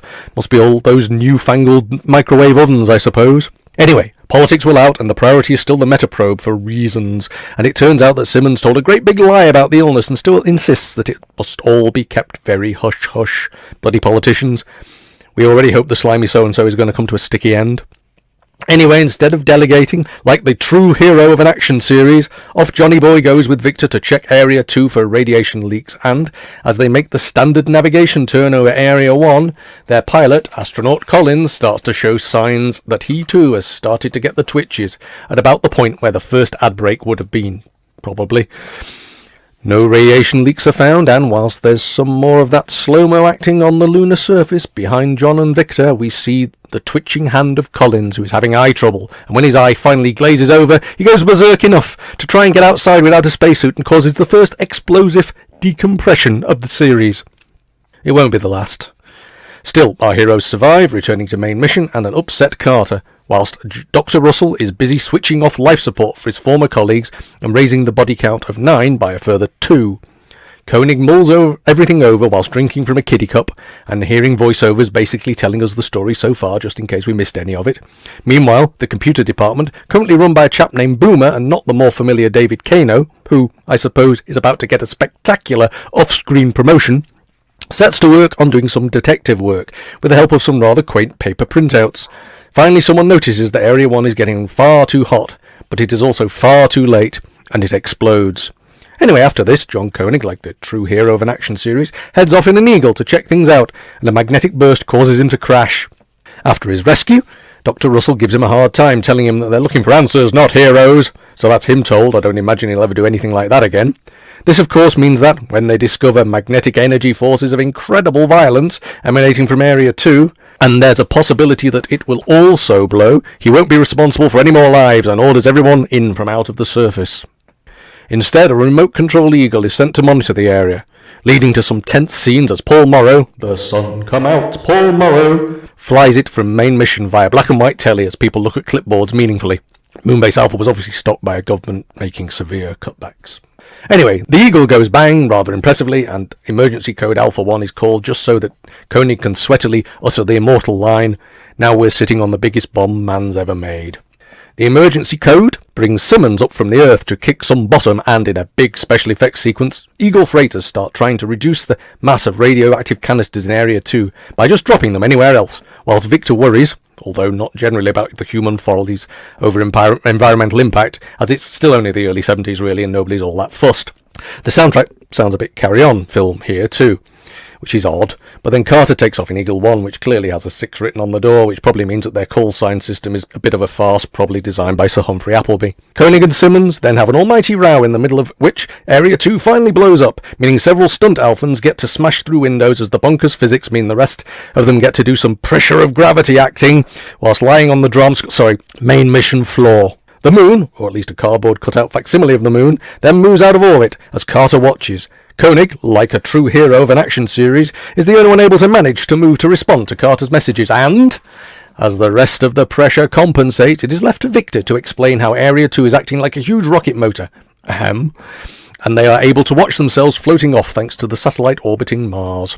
And so it is left to Koenig to ask the computer whether they can make it home, and as it rubs down its green letter set to answer him about contingency plan Exodus, it rather helpfully suggests that a human decision is required, leaving John Koenig, like a true hero of an action series, to make some big lame speech about them having power, environment, and the possibility of survival if they stay put, and if they improvise without trail plots or full resources, they will be bound to fail to get back, ending with a big rallying cry of, in my judgment, we do not try. Inspiring stuff, eh? And as the news reports from a devastated Earth tells of the party they're having at finally getting rid of this bunch of moribund folk and losing Commissioner Simmons as a Brucey bonus, we find out that there are, or at least were, 300 people living on Alpha, and nobody knows or cares whether they have survived. Meanwhile, signals from Meta are still there to be followed, so they might be achieving their mission, albeit in a slightly different way than planned. And as Commander Koenig ponders whether their future could well maybe be there, it isn't, but what the hey, he repeats it in voiceover to emphasise that dead end of a plot point as the end credits roll. I have in front of me a book by John Javner that I picked up in the late 1980s. It's an American book, republished in Britain, called The Best Science Fiction TV, and like many such books, it does exactly what it says on the cover, being basically a list of the best, chosen by a bunch of American critics. Star Trek is quite predictably number 1, and oddly, Doctor Who makes a creditable 5th place after The Twilight Zone and The Outer Limits and Hitchhikers, and so on down to The Adventures of Superman in 15th place. Then, being critics, they also pick the 10 worst, and there, right at the top, as the all-time worst, is Space 1999, garnering such helpful comments as, "The series wasn't produced, it was committed like a crime," and "The characters were basically running around like rats in a box, and I got tired of waiting for them to start gnawing on each other. Ouch." So, what basically was wrong with it? What, if anything, precisely is the problem with Space 1999? And, if we were to try and remake it today, what exactly would we have to change and put right? Well, firstly, and most obviously, there's that title to think about. 1999 has come and gone, and our lunar exploration adventures have not come to pass in much the way that the world, all excited and geared up by the Apollo missions, might once have predicted, would have happened in the next half-century, way back in the white heat of the early 1970s. I've heard a few rather lame-sounding suggestions, but time-shifting 100 years and calling the show Space 2099 really doesn't have the same rhythm to it, in my opinion. Why not just call it Moonbase Alpha, which does, at least, have a certain recognisable branding attached to it even after all these years. I also think that the best way to improve the show would be to open it up. Why shouldn't there also be other moon bases all the way through to Moonbase Omega and beyond if necessary? After all, both the series Moonbase 3 and Star Cops referred to other moon bases, so it does kind of make sense, especially in a closed community. Otherwise you have 300 people who, given the weekly body count and the lack of breeding that goes on, would dwindle down to just your regulars fairly swiftly. Somewhere in that 300 are Brian Blessed and Patrick Mower, by the way, so you do wonder how they're kept quiet all the time. After all, it might also explain Tony Vergesse's sudden rise to power at the start of Series 2, if he'd been transferred in, rather than just hiding in a cupboard for a year. In fact, if the moon colony consisted of around 300,000 people, all scattered around the Sea of Tranquility or somewhere, perhaps running industrial mining operations or solar farms, the storytelling opportunities are opened up several fold. And some metals being mined would suggest that you could rebuild that limited number of Eagle transporters that keep getting blown up. Interestingly, the lack of storylines directly addressing the finite nature of the resources of Moonbase Alpha, especially the human resources, is an interesting problem that the original series seldom addresses. And there's also rarely a hint of rebellion amongst the command structure or insurrection either, both of which would be rich dramatic themes to mine. Also, why are they happy to keep putting on the uniform every day under such circumstances? And why would you suddenly decide to redesign your uniforms in that situation? And Freiberger knows why the Moonbase graphic design department decided to spend their time redesigning all the Moonbase typography to keep them busy. Still, I suppose that if you've got a Moonbase graphics department, they have to do something to amuse themselves when surrounded by all those long faces and seriously minded folk being so terrifically calm about absolutely everything coming at them.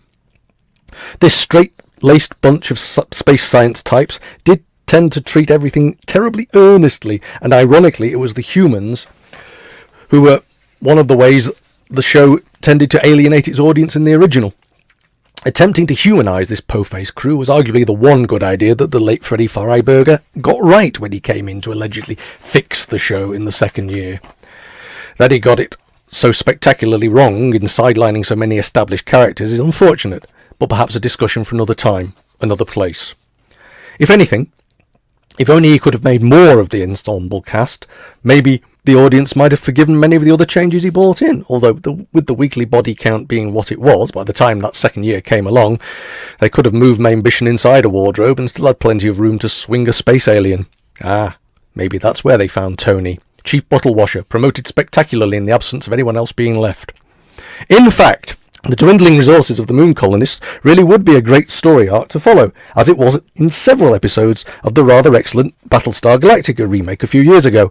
Also a good science fiction allegory, making us all more aware of our own little spaceship Earth, with its own limited and increasingly finite resources, might not be the worst thing to build a series about. What this hypothetical Moonbase Alpha series also badly needs is some other form of bonkers science to justify the wandering moon whizzing around the universe and visiting a new planet on a weekly basis when it takes ordinary man-made objects decades to even escape the solar system. It doesn't even need to be particularly good science, just different science, something that is just about implausible enough to make sense of the plot. After all, warp drive is basically nonsense, but it makes enough sense for the Starship Enterprise to go gadding about all over the place. Maybe something involving dark matter, or perhaps the energy release causing a tear in the fabric of space that links all points in the universe through hyperspace portals, or something like that. Something plausibly implausible, if you get my drift. As long as it makes some sort of narrative sense within the show itself, viewers will forgive an awful lot of gobbledygook. You see, there's not really a great deal wrong with the ideas behind Space 1999, as long as you get the characters right, and the situation itself feels vaguely believable. After all, it's perfectly reasonable that Simmons could disappear for a couple of months on a tour of the outer limits of a larger moon colony in order to further his own political aims within what is now a more finite and lawless world, whereas him just locking himself in a cupboard until the plot needs him again is far more bizarre, unless he had Tony tied up in there, leaving Paul Morrow to fill in for him until someone manages to find him. I do like the idea of outposts, small lighthouse towers, powering the defence screen, tiny lunar farms, specialist fruit growers suddenly realising their own importance, or private mining companies holding the bases to ransom for those much-needed rare metals. Heck, they might even want to explore the after effects of a massive radiation burst on the community at large, or the frustrations of children who were brought to the moon colonies by their parents and now have no way of getting back home. So many possibilities opened up simply by expanding the lunar landscape before the accident happens. The new series might even want to explore what life becomes like for an Earth abandoned by its satellite, or the families left behind insisting upon some attempt at a rescue mission. Heck, the difficulties of life on Earth post-moon might be a fascinating spin-off in itself, you never know. Weirdly, just that opening episode, Breakaway, has so many strands running through it. Much like was done with Battlestar, a rather excellent 6-part mini-series might work terribly well before you even get to the Big Bang. Investigating the mystery virus, preparations for the mission to Meta, the relationship tensions, all the internal politics with command replacement, shortage of funds, and Commissioner Bloody Simmons would fill 6 hours in a very satisfactory manner. Just don't let Freddie Freiberger get his hands on it.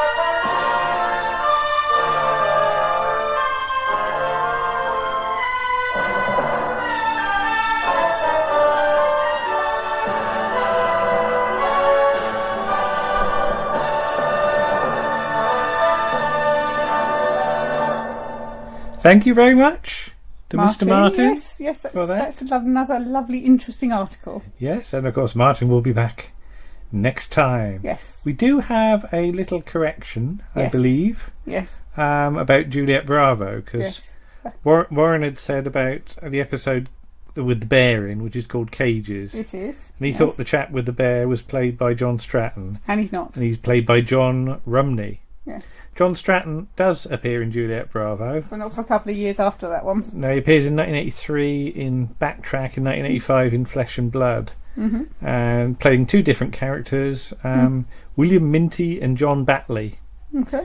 And Minty and Batley sound like some sort of dreadful musical act, don't they? They do, yes. Yeah. They're some sort of terrible comedians. But to round off the issue, Warren returns as we jump ahead to the next Juliet Bravo, as it were. To this fourth series, I think it is. Yes, series 4, episode 1, yes. Teamwork. Yes. So as this episode's already running long, we'll just crash straight into the end credits after that. So we'll say thank you for listening. Yes, and we'll see you in... Oh, we won't see you. We'll be talking to you in episode 25. Which will be our silver anniversary one. It will be. And in August. And we'll be looking into the mystery of... Jack the Ripper. Ooh. Bye-bye. Bye. Highlights for Saturday on BBC One. At 5:45, Noel Edmonds invites you to a late breakfast. This week I'm going to take you to the circus. We've got a galaxy of home videos, music from Huey Lewis and the News, and it's all live. At 6:35, Bob Monkhouse invites 4 new contestants to enter his full house. In Juliet Bravo at 7:10, Kate Longton is the subject of a competition. Women in the police service. I'm trying to get a really punchy opening, but all I've got up to now is... Nowadays, there are a lot of women in the police force.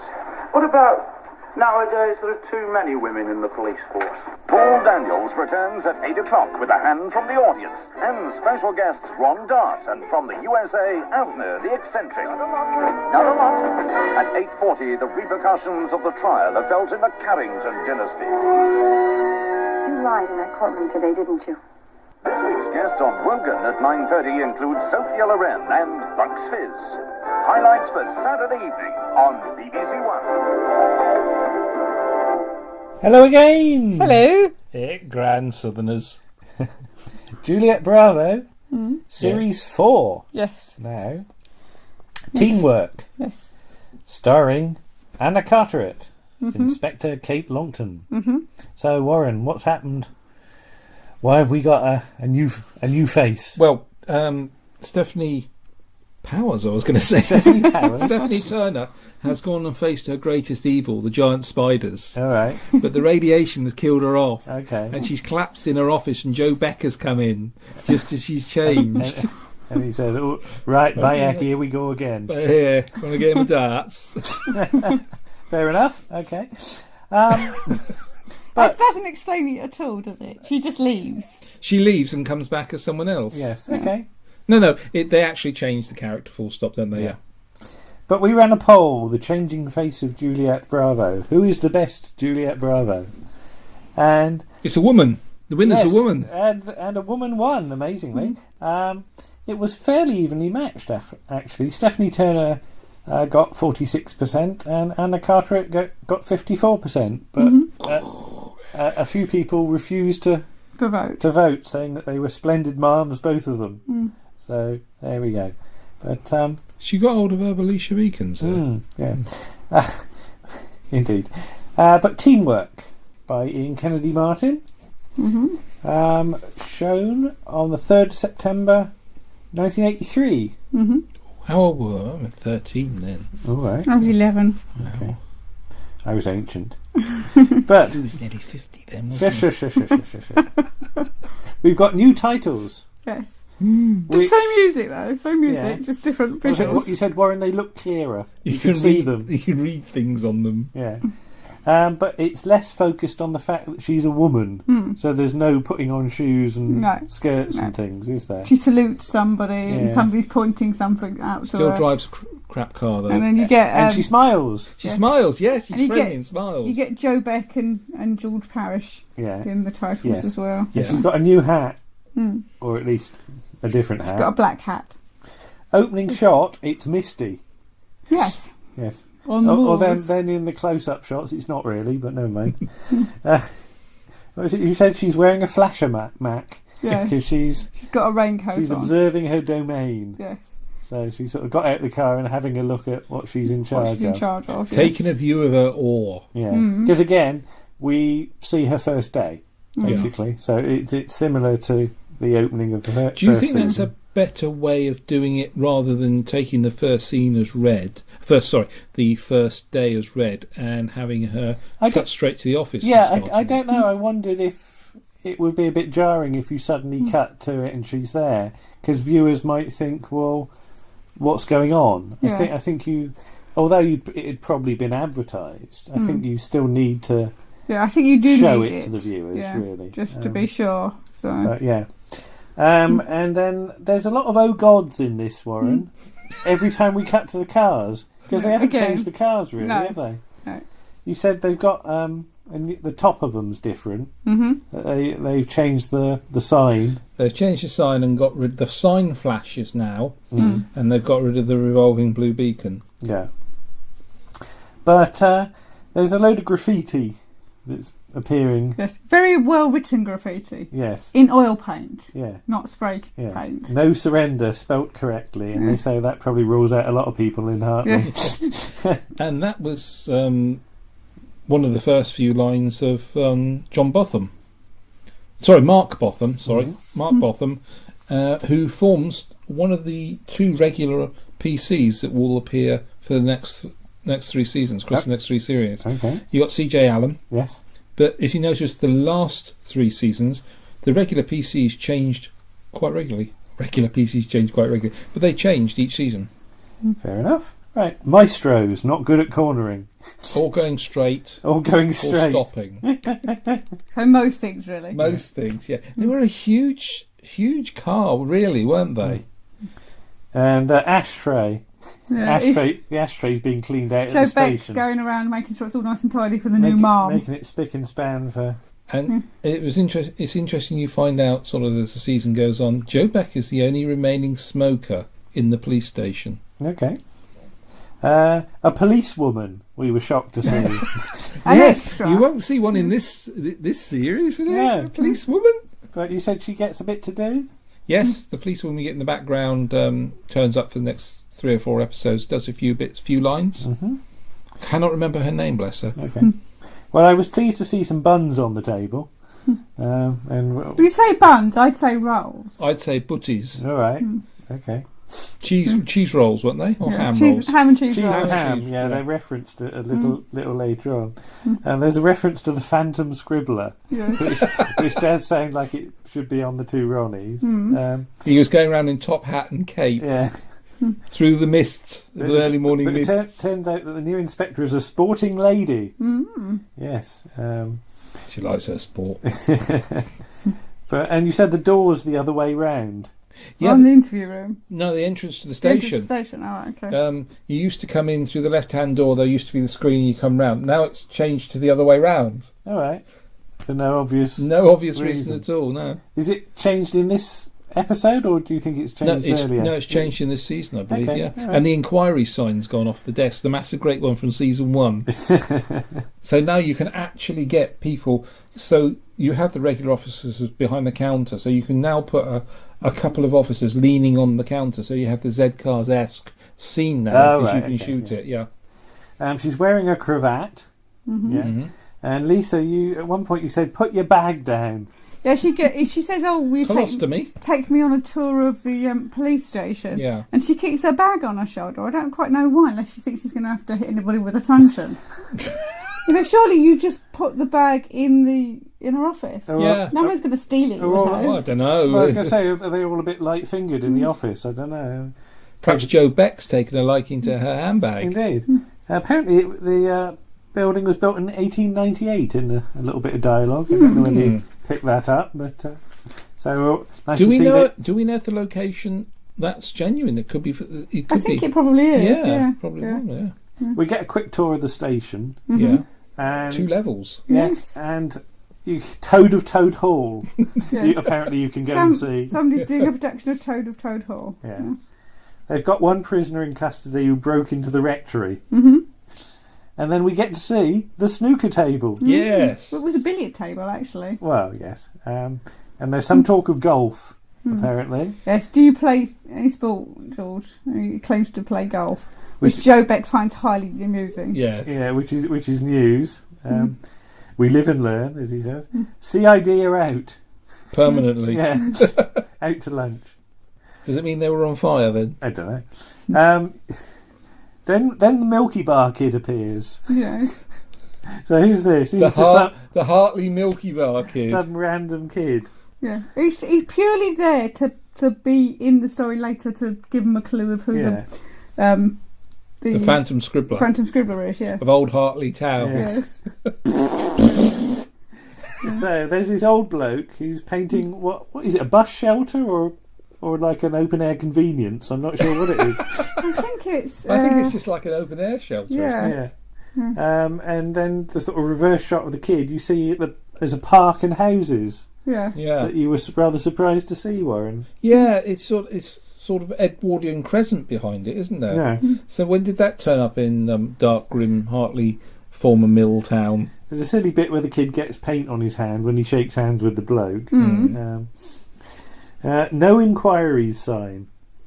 Not sure what that's about. No, that was it wasn't on the desk anymore. Oh, the inquiry sign has vanished. Yes. Hasn't it? Yes. Yeah. And indeed, the clock that was near it seems to have moved into a different room. There is a clock, but the one that we saw in episode 1 ain't there. No. The inspector's offered coffee, and she's having none of it. No. Doesn't drink tea or coffee at this point. Yeah. But she asks for apple juice.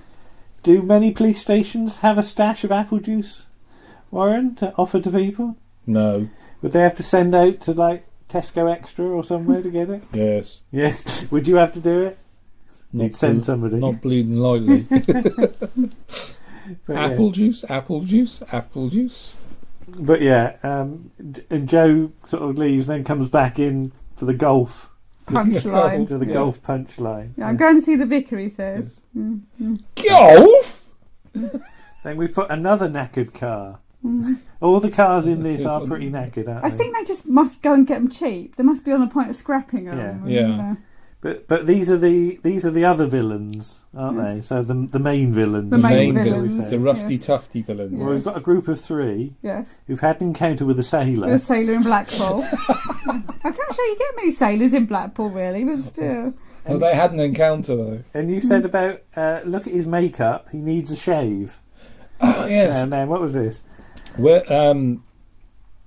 one of the things that makeup artists do for it, they will get a bit of sponge and they will grey it up and they will put it on your face and smooth it down, lighten it up to make it look as though you've got a couple of days growth there. Yeah. But unfortunately it was placed on so perfectly it just didn't look as though it was a shave. Razor sharp line where it stops. Okay. Fair enough. And then we all cheered as Albert Moses turns up. Albert Moses from Mind Your Language. Indeed. And there's a bit of aggro in the post office. A bit pushy shovey. As what was it? He'd ordered some stamps. Yeah, he goes over to buy some cigarettes. Yeah, comes back and there's somebody there. One of the villains is there. Yes. And he says he was first. And they have a to-do, don't they? He gets hit, doesn't he? Bless him. Yeah. And then the bell goes off. He sets the alarm off. Yeah. And they get a brick through the window for their trouble, don't they? Yeah, they like smashing things in Juliet Bravo, don't they? But the guy in the post office, as he said, runs out with his pad and his pen. Almost stands in front of the car and writes the number carefully down. Writes down the registration number, then runs back in. Yes. And as if a brick through the window wasn't enough, he gets a load of milk chucked at his doorstep. A crate of milk bottles goes flying as well. And then what we get then is the slowest getaway car ever, don't we? And the door don't shut either. It does. They have sort of a bit of trouble, don't they, shutting it? So. But you said this getaway is so slow that even George Diction could Diction. Even George Diction. Even George Dixon could catch him. That's easy for you to say. Yeah. But why is the inspector alerted to this? You say? I think she's just being kept informed because it's her first day. And that's the idea. I just know you put "oh God" again at that point. I saw the car. Saw the police car again. Bloke with the Scottish hat is still there. Yeah. So they're wondering if this was just a to-do or racially motivated. And there's some kids watching. There's like a line of kids on the pavement. Perfect line, yes. He's all legs with a head on top. Yeah. How tall is that kid? And she goes in to have a word. And you just put boots, Warren. And then you went a bit quiet, didn't you? Yes, I did. Yeah. Okay. There's something about a missing gate. Yeah. There's a radio thing about missing gates, and you're like, okay. Yeah, we said it's all happening in Hartley tonight, isn't it? It's kicking off. Missing gates. But yeah, windows getting smashed. One of these loose seats. They've got police got nothing to go on. Oh, very good. One of these villains we noticed, Lisa, was Dermot Crowley. Yes. Who did audition for the part of the Seventh Doctor. He did, yes. So yes. And he's very well known. And he's done lots of things. He's the one that had the fight with the sailor. He did. I love the way they never name the sailor. No, it's just a sailor. It's just a sailor. That's his name, a sailor. Oh, it could be, I suppose. And then you were saying about continuity on cigarette ash, Warren, weren't you? Well, it was all over the place, wasn't it? It was all over. The problem with filming anything relating to smoking something is you can never get the right length when you cut to somewhere else, can you? Yeah, because it was all over the shop. Yeah, so longer, shorter. Yeah.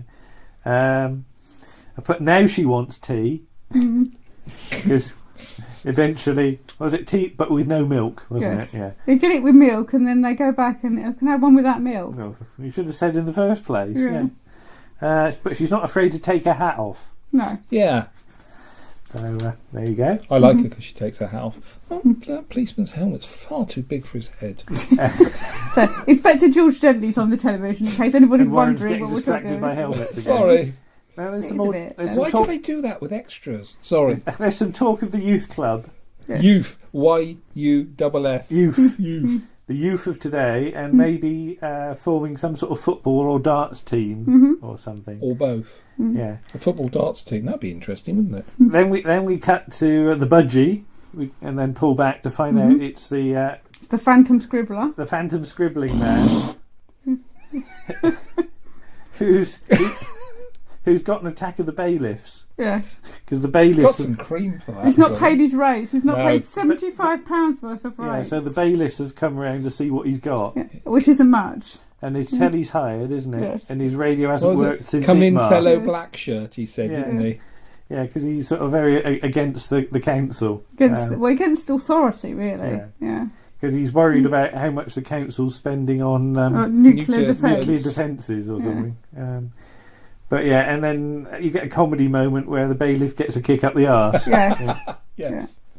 But then his mate goes off to get the ambulance, so it's more serious than you. Well, I think he hurts his back or something. So. There's quite a good balance in this compared to the last story we looked at. It's much lighter. Yeah, much lighter. However, there is the nasty racial overtones of the crime. They're nasty people, and it goes on to a bigger crime as well, doesn't it? Yeah. Well, then the Smurfs appear. Well, a sticker appears. Well, a Smurf appears. National Fuel, I remember that, yes. Now, what was it? Save it with a Smurf. So what was that about then? Why did Smurf save stuff? Didn't we get toys and stickers and things with National Fuel? I've no idea. That would be the I don't remember it. I remember it quite well, yeah. You get the stamps and then you could get Smurf toys. Yeah, alright, okay. Well, like sort of Green Shield stamps sort of things. All right, Smurf stamps. Okay. Smurf stamps. Smurf stamps. Blue Shield stamps. Blue Shield. Oh, they're going to be blue, aren't they? Okay. Then the villains attack, or rather rob, Mr. Shamdar, who's got a mini mart. And attack him. Oh, well, that too. And steal his car. And run off with his money and his car. Yes. Yeah. But you got distracted by a cat. Yeah, there was a cat. Made you cry. You'd be a great witness, wouldn't you? What cat? Yeah. Well, they were shooting it. He was being shot. Shooting the cat? No, from a really long way away. All right. So they were quite in the distance, and I just noticed in front of them was a cat. I'm sorry, I get distracted by cats. Do you think they did it in long shot because they couldn't Good do evening, a madam. proper fight scene? Possibly. You may have seen the the armed robbery taking place in the town. I wonder if you could tell me, you're right by it, could you give me a description of the suspects? Well, that it had passed 4 you? legs and a tail. A big fluffy tail. It was black. And again, they're not good at closing the car door. No. One of them's going to fall out of that car, aren't they?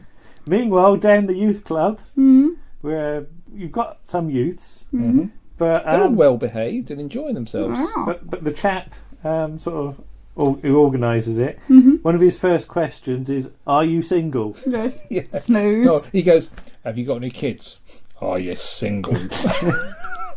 And then he lights up a fag in front of the kids at one point, doesn't he? Right, okay. But I think that was quite a natural thing to do then. I don't think there was any worry about smoking at all. No, really. no. But do you know who he is? Well, it's Tom Georgeson, who's in Genesis of the Daleks. Hang on, yeah. Cavell? Could be, yeah, something like that. He's one of the scientists, isn't Yes. he? Yeah. And he's in Between the Lines. Between the Lines, yes. Where he plays where he plays a policeman. Chain smoking. Now, what was this about giving up Inspector, smoking? Oh yes, when he went to go, he gave up smoking just before he joined the cast and start filming Between the Lines, and they gave him. They were about to. He says, right. They give him a packet of cigarettes, and he says, "Oh, was this just what do you want me to do with this prop? Just play around with it?" And he says, "No. Oh, did no one tell you? You do smoke, don't you?" "Well, actually, I gave up last week." So, "Oh, your character's a chain-smoking police officer." That's the whole point of one of the things. You're going to have to chain smoke. So he never gave up smoking. Yeah, but Mr. Shamdar ends up in hospital Because he'd had a heart bypass the year before. That's right. So he's as a result of the assault, he's quite ill. Then we get a bloke from the Clarion turn up. Yes, which is the local newspaper. Yeah. Clarion. Yeah. Then we go to the custody room, and they've got the notice up. Yay! At last. Now, who are they talking to at this point? They're talking to one of the villain's ex-wife, who's played by Shirley Steelfox. Right. Who's Mrs. Don Henderson. Ah, okay. But she does turn up in a heck of a She lot. does. Though, She's actually, that's quite a quiet role because she's usually the brassy blonde, yeah, isn't she? she's quite gobby, isn't yeah, she? Yeah, she's normally the sort of the tart with a heart or not. Tart with the heart. Or just the tart. Just the tart. Because she is in the first series of Keeping Up Appearances. Okay. As Rose.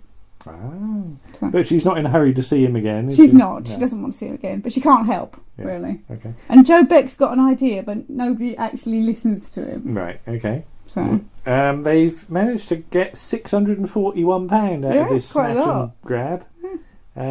But Warren, your concern was Stage Scotch looks transparent, and they've got a mini metro. Yeah, because they ditched the car that they've sold. Did you say they'd stolen his car? Yes, they ditched that car and steal another car. Yeah, it's getting complicated. Yeah. You're using up all the budget on cars. Yeah. You'd have thought they'd gone for a decent car, a 4-door, one that's going to drive across the moor as well. Oh, look, there's a car. Let's use a 2-door mini metro that doesn't get out of first gear. But yes, as you said, Lisa, Joe's got a hunch. Mm-hmm. It's the way he walks. But she doesn't take him. It's not that she doesn't take him seriously, but she wants to do it. Thank you, Warren. I was hoping you'd do that. She wants to do it her way. Indeed. So. But he thinks that it might be worth looking up a foot patrol up on the moor or something. Moors. And then later on in the quarry, because he used to be a quarryman. Quite frankly, it's safer to have a foot patrol away from Joe Beck whilst he's driving anyway. Driving the car, yeah. But then, you said Brian turns up, and you said something. His character takes an interesting turn later on. Is it? Oh yes, I think it's the last season. He has an acrimonious split from his wife. I think that leads towards a divorce, and he gets very depressed and unhappy. Okay. Now there's a nice shot where they seem to have strapped the camera to the side of the car low down, and they're driving through all this mud. And I was amazed they didn't get any mud in the camera lens. No. I don't know how on earth they managed to do that. Perhaps they did and had to film it again. Oh God, we've got mud in the camera lens. This is the second one since Hand of Fear we've lost. He said, Warren, they don't seem to come out of first gear for any of this. Oh, it is making a horrible noise, isn't it? Yeah, because it's all fairly muddy up there, and it's rocks sticking out as well. Yeah, Joe acts alone, so off he goes. Then we get some high-tech police equipment Yes. with the teleprinter. Yes. With, the telex machine. yeah, with this Saturday's score draws coming Yes. out. You know. Hartley United won. In this day of emails, you can't even believe you had such a thing before. Should can we you? quickly describe it? It's a huge It's a keyboard. huge thing. It's the size of a sort of desk. And you just rip off a huge sheet of paper. And it's metal, solid metal, isn't it? Yes. It's just got a keyboard at the front. Yeah. 4 far 5 east 5 4. Oh, I'm amazed I could say that. A sailor. They keep saying a sailor. Yes. Then we go to the hospital and you see a bloke with a mop and a bucket. Mm-hmm. But with no signs. But no trip hazard wet floor signs. So those haven't come When in. people were real people. Yeah. I thought And got broken legs. I thought the sign said smoking at first, but then the camera moves around and it says strictly no smoking. Yes, and then you spotted nicotine in the And background. then the rest of the scene went out of my head as I saw half of a sign for nicotine, which was Superman. Yes, that was the villain he used to fight. And the idea was nicotine was this character if kids smoked. They were sort of empowering nicotine. But in this, I think he was on the back of like sort of comics and things like that. He was, around that time. Yeah. Was he in Looking? Quite possibly. He did lots of things. Yeah. 2000 AD, I think. He was on, and possibly Doctor Who magazine as well. I'm not sure. But yeah, this is actually the inspector's gone to see the chap's daughter. That's yes. right. And, you know, she sort of can't get her head round that it might be sort of a racial attack. Yes. Because she comes from Hartley. You know. Yes. Now the kids sort of looking at all these signs. Yes. £50 reward for jewellery. Return of jewellery, yes. And things like that. So he goes into the police station and says he's got some information about the old bloke doing the graffiti. Yeah. What reward do I get? What reward am I going to get? And the reward he's going to get is a thick ear if you don't tell me. Yeah. Those were the days when you could say that, eh? Yeah. So basically, he's nicked. Yes. And he's got, what we forgot to say is, after he assaulted or before he assaulted the bailiff, he was going to go out to the park, but he takes his budgie with him. Oh, his budgie goes with him, yeah. Yeah. To get a bit of fresh air. Yeah. I said, now, this is the thing I have to ask you, Warren. What are you laughing at now? There was something on the telly. Ladies' parts on the television. What parts? Yes. Now, Warren, this during the course of this episode, and you're sort of laughing at cars trying to negotiate the terrain. Yes. If you were a force to be reckoned with. Yes, in a load of moorland, which You'd got buy better habitually cars. sticky and muddy, would you actually have these cars in the first place? No. And if you look in the opening titles, George Parrish is standing next to a police Land Rover. Yeah. So you would hope they'd have access. Because I've seen a thing recently on Twitter for the police tractor. Have you seen the police tractor? Yes, Robocop. Yeah. But that's not to engage in low-speed chases, is it? No, that's just a publicity stunt. Yeah.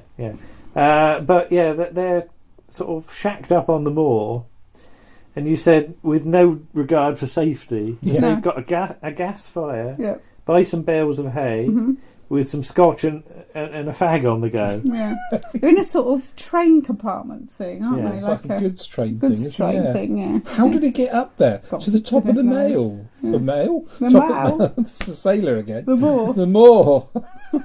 And then there's this wonderful expression, dumb cops. Yes. Like he's all gone a bit Americanisms. And Joe's skidding his way through the thing, and I just put skid pan. Yeah. It's like, look on his face, this is a wing and a prayer job. Yeah, he's got no control at all. He's just pointing it in the right direction and hoping it. And he eventually slides to a halt, gets out the car and locks it. But what did he do? Leaves the window open. And why did they do that? Why did he lock the car, Lisa? In case the sheep steal it. Yeah. You get a load of sheep running off with the police cars. Sheep rustlers. Yeah. And then every now and then on these film sequences I put slip, whoop, Hey! That's like nobody can keep their feet. Well, it's a really quite a steep hill. It they is a walk steep down. hillock. It's a load of And hillocks. they sort of, yeah. and it's wet Yeah. and squidgy, and they just sort of slide their way squidgy. down, don't they? Yeah. So, yeah. I put it's cold on more, as everybody looks really freezing, Yes, don't they? they're all red-faced and yes. And I've got Hell's Teeth. Who said that? Somebody said Hell's Teeth because I wrote it down. They did. Who said that? Yeah.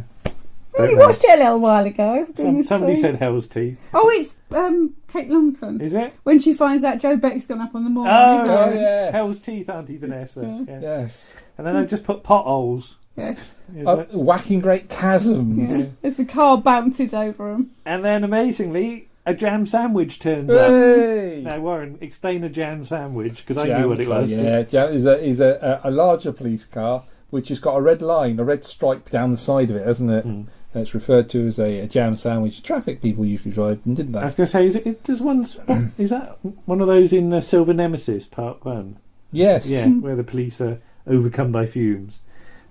Way hillocks. As everybody else goes arse over tit. Elegantly put there. Yes, well put. Yeah, observation of wit. Wind again. More wind up on the moor. So, yeah, there we go. Then I put Sort of Action by Havoc Light. Yes. As they have this sort of running sequence. Yeah. There's no sort of fighting or But punching. there's no or anything. fighting or tackling or anything. They like cut that. from the running to them being caught. Yeah. They don't actually run very far. I think it's probably safe not to. Because of the mud, yeah. I Because think of they the probably fun, turned up on the day to film it and thought, oh no, we better not do any stunts. But the inspector's advice is stick to the team because she's not keen on people operating on their own initiative. But then she goes on to tell him that it was a good call and that he should make sure his name's on the arrest sheet. yeah, CID are not to get the Absolutely. credit. See, I don't. The graffiti man's down at the station Yes. and he gets his tea. Yes. Yeah. Which he has black but with 3 sugars. Oh, is it? All right, Yes. okay. And then off down the youth club, maybe. Maybe, eh? Yeah. And she persuades Joe Beck to go with her. Yeah. So they're going to have a game of darts for a pint. Or a pint of apple juice, depending on who wins. Yes. And that's the end of the episode. Yes. Yeah. So yeah, I think generally a lighter one than the previous than one. the very first episode.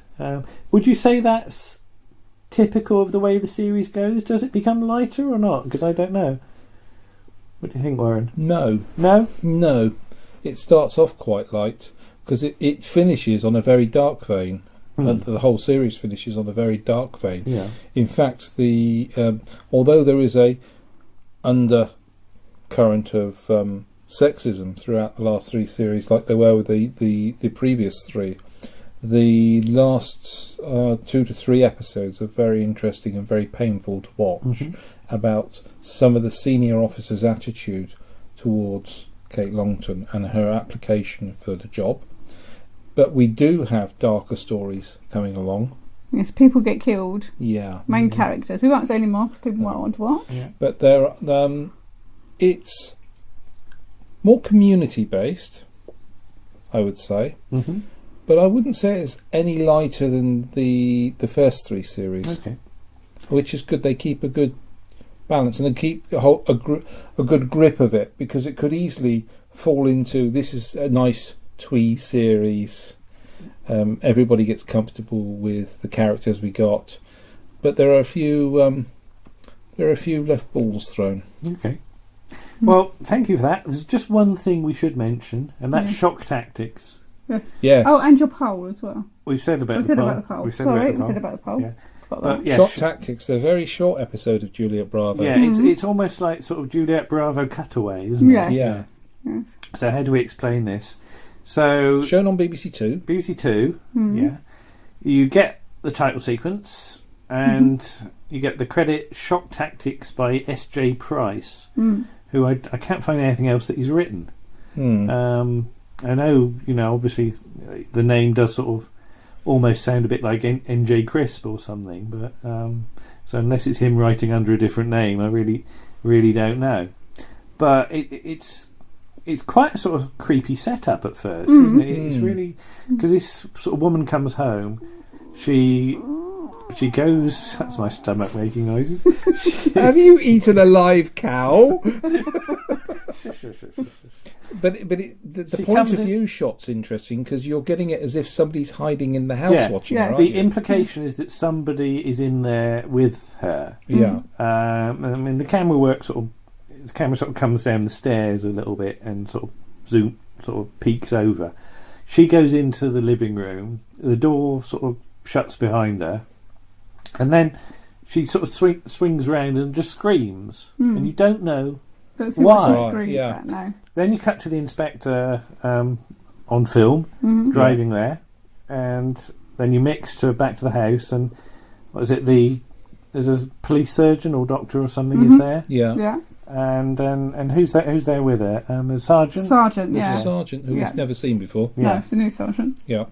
And they sort of the doctor takes the woman off to look after her. I think the inspector picks up it's just a kid's shoe. It's a child's shoe. Yeah, it's just one. Again, it's not obvious why she does and you're that. getting quite disturbed by this now. Yeah. She has a family, you don't know where the child is, and there's some distress over what's happened to the husband. Yeah. So the sergeant sort of left on his own with her. It's as though he's got something to say to her, isn't it? It's weird. He doesn't know how to ask her though, does he? No. But eventually he sort of comes out with it and says that apparently the men have been talking about her. Yeah. And there's this rumour going around that she wears dresses and lipstick. Yeah. Yeah. And she goes, "Well, yes, I'm a woman." Oh. A woman, sir. Right. You don't know what a woman is, do you, Sergeant? Yes, I do. They're sort of tall and they got 3 points and buffaloes printed on them. And that's a wigwam. And suddenly you think, hang on, what's going on here? Yeah. And they have this discussion, and he's no idea what a woman is. No. And then they get some more officers dressed as birds and bees. Yeah. Buzz, buzz, buzz. I don't half fancy that bird. We'll have to get married. And suddenly you think this has gone a bit surreal, isn't it? It's almost like they've tumbled into the land of fiction or something. It's some sort of like weird dream sequence. And what's it? You don't know about women. What do you do when your time in off? your spare time, Sergeant? And what's his answer? Indecently exposes himself to squirrels. And then the inspector just looks straight down the camera lens and goes, "I suppose it's too late to get Alexei Sayle on, isn't it?" And then it cuts to the title sequence of the Alexei Sayle show, which is what it really is. Yes. And they are it's singing so well done. It is. Yes. It is. It's very well observed. I mean, it's played absolutely straight. Yeah. You just start to get some laughter in it about halfway through, and I wish they hadn't put any of the laughter on it at all. As you said, Warren, it feels like they've mixed it off for the first few minutes, but then somebody thought, "Oh, we should put a bit in." But the camera work is bang on for BBC drama, isn't it? The font, the presentation of the title, and the right level. It's not in the middle of the screen; it's the lower part where they always. Is where it always goes. Always goes. Yeah. The attention to detail is absolutely fantastic, and it is one of the best spoof things of a TV show I've ever seen because of its sheer precision. Yes. And that opening sequence just wouldn't have worked if you'd not done it right. So and good on her for doing it. I say. Yeah. So I mean that's a real. Showing you've got a sense of humour in it, but are still prepared to play it. Doesn't belittle her character. No, that's the thing. She stays absolutely in character. Yeah, all the way through. So I think that's fantastic. Anyway, thank you, boys and girls. Well, thank you. Yes, these have turned out to be quite long pieces, but I think we hope we've done these 2 episodes justice. Yes, and we hope you've enjoyed it. Yes. Yeah. Do you like a long piece? Yes. I like a long piece. It's all right, isn't it? And we'll say ta-ra, I think. Yes. Okay. Okay. Bye-bye. Bye-bye.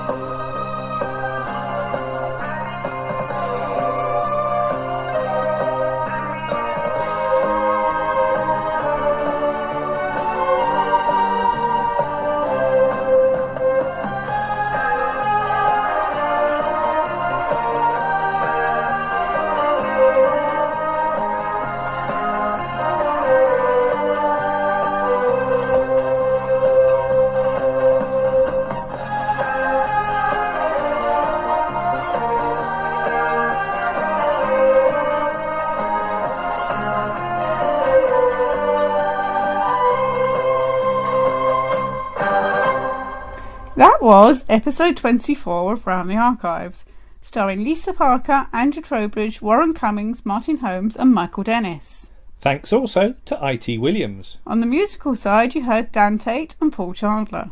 The scripts for Juliet Bravo, Shotgun and Teamwork were by Ian Kennedy Martin.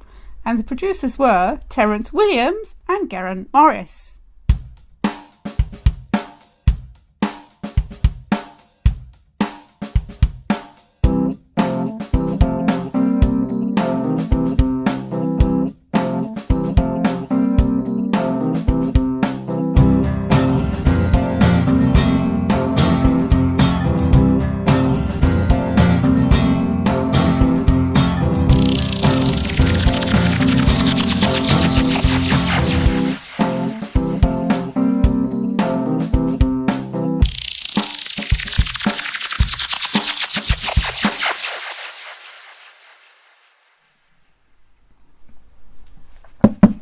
Come in. Prisoner wants a word with you, Mom, and I've brought you another firkin of apple juice. Goodness me, that's a big one. I've never had any complaints, Mom. So what does this prisoner want? He's being held on a charge of gratuitous innuendo whilst... no, I'll start that again. He's being held... No. So what does this prisoner want? He's being held on a charge of grievous podcasting innuendo, and he wanted to have you... Oh.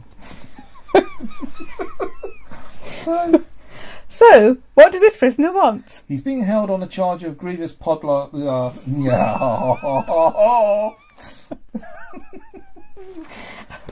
Sorry. Right. So what does what? Oh. I don't know. It's not so it's written down in front of me. Should we start it from the top? No, let's just start it. So I can't see the screen. Oh, this never comes up much. Right, away you go. So, what does this prisoner want? He's being held on a charge of grievous goodness sake. He's being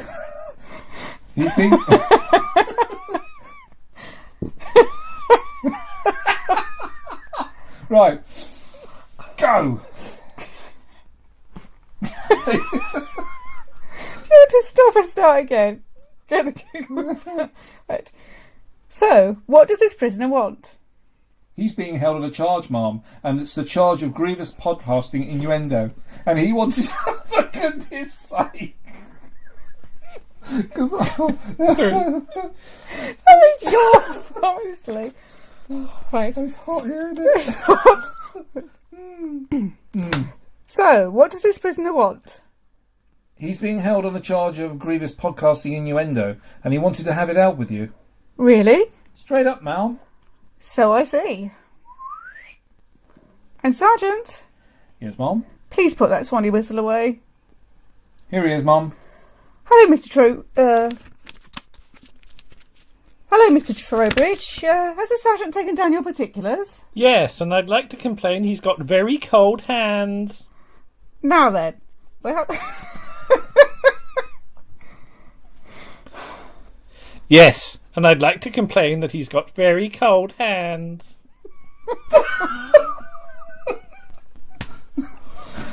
Should we do that again? Go from there. Just don't worry, calm down for a moment.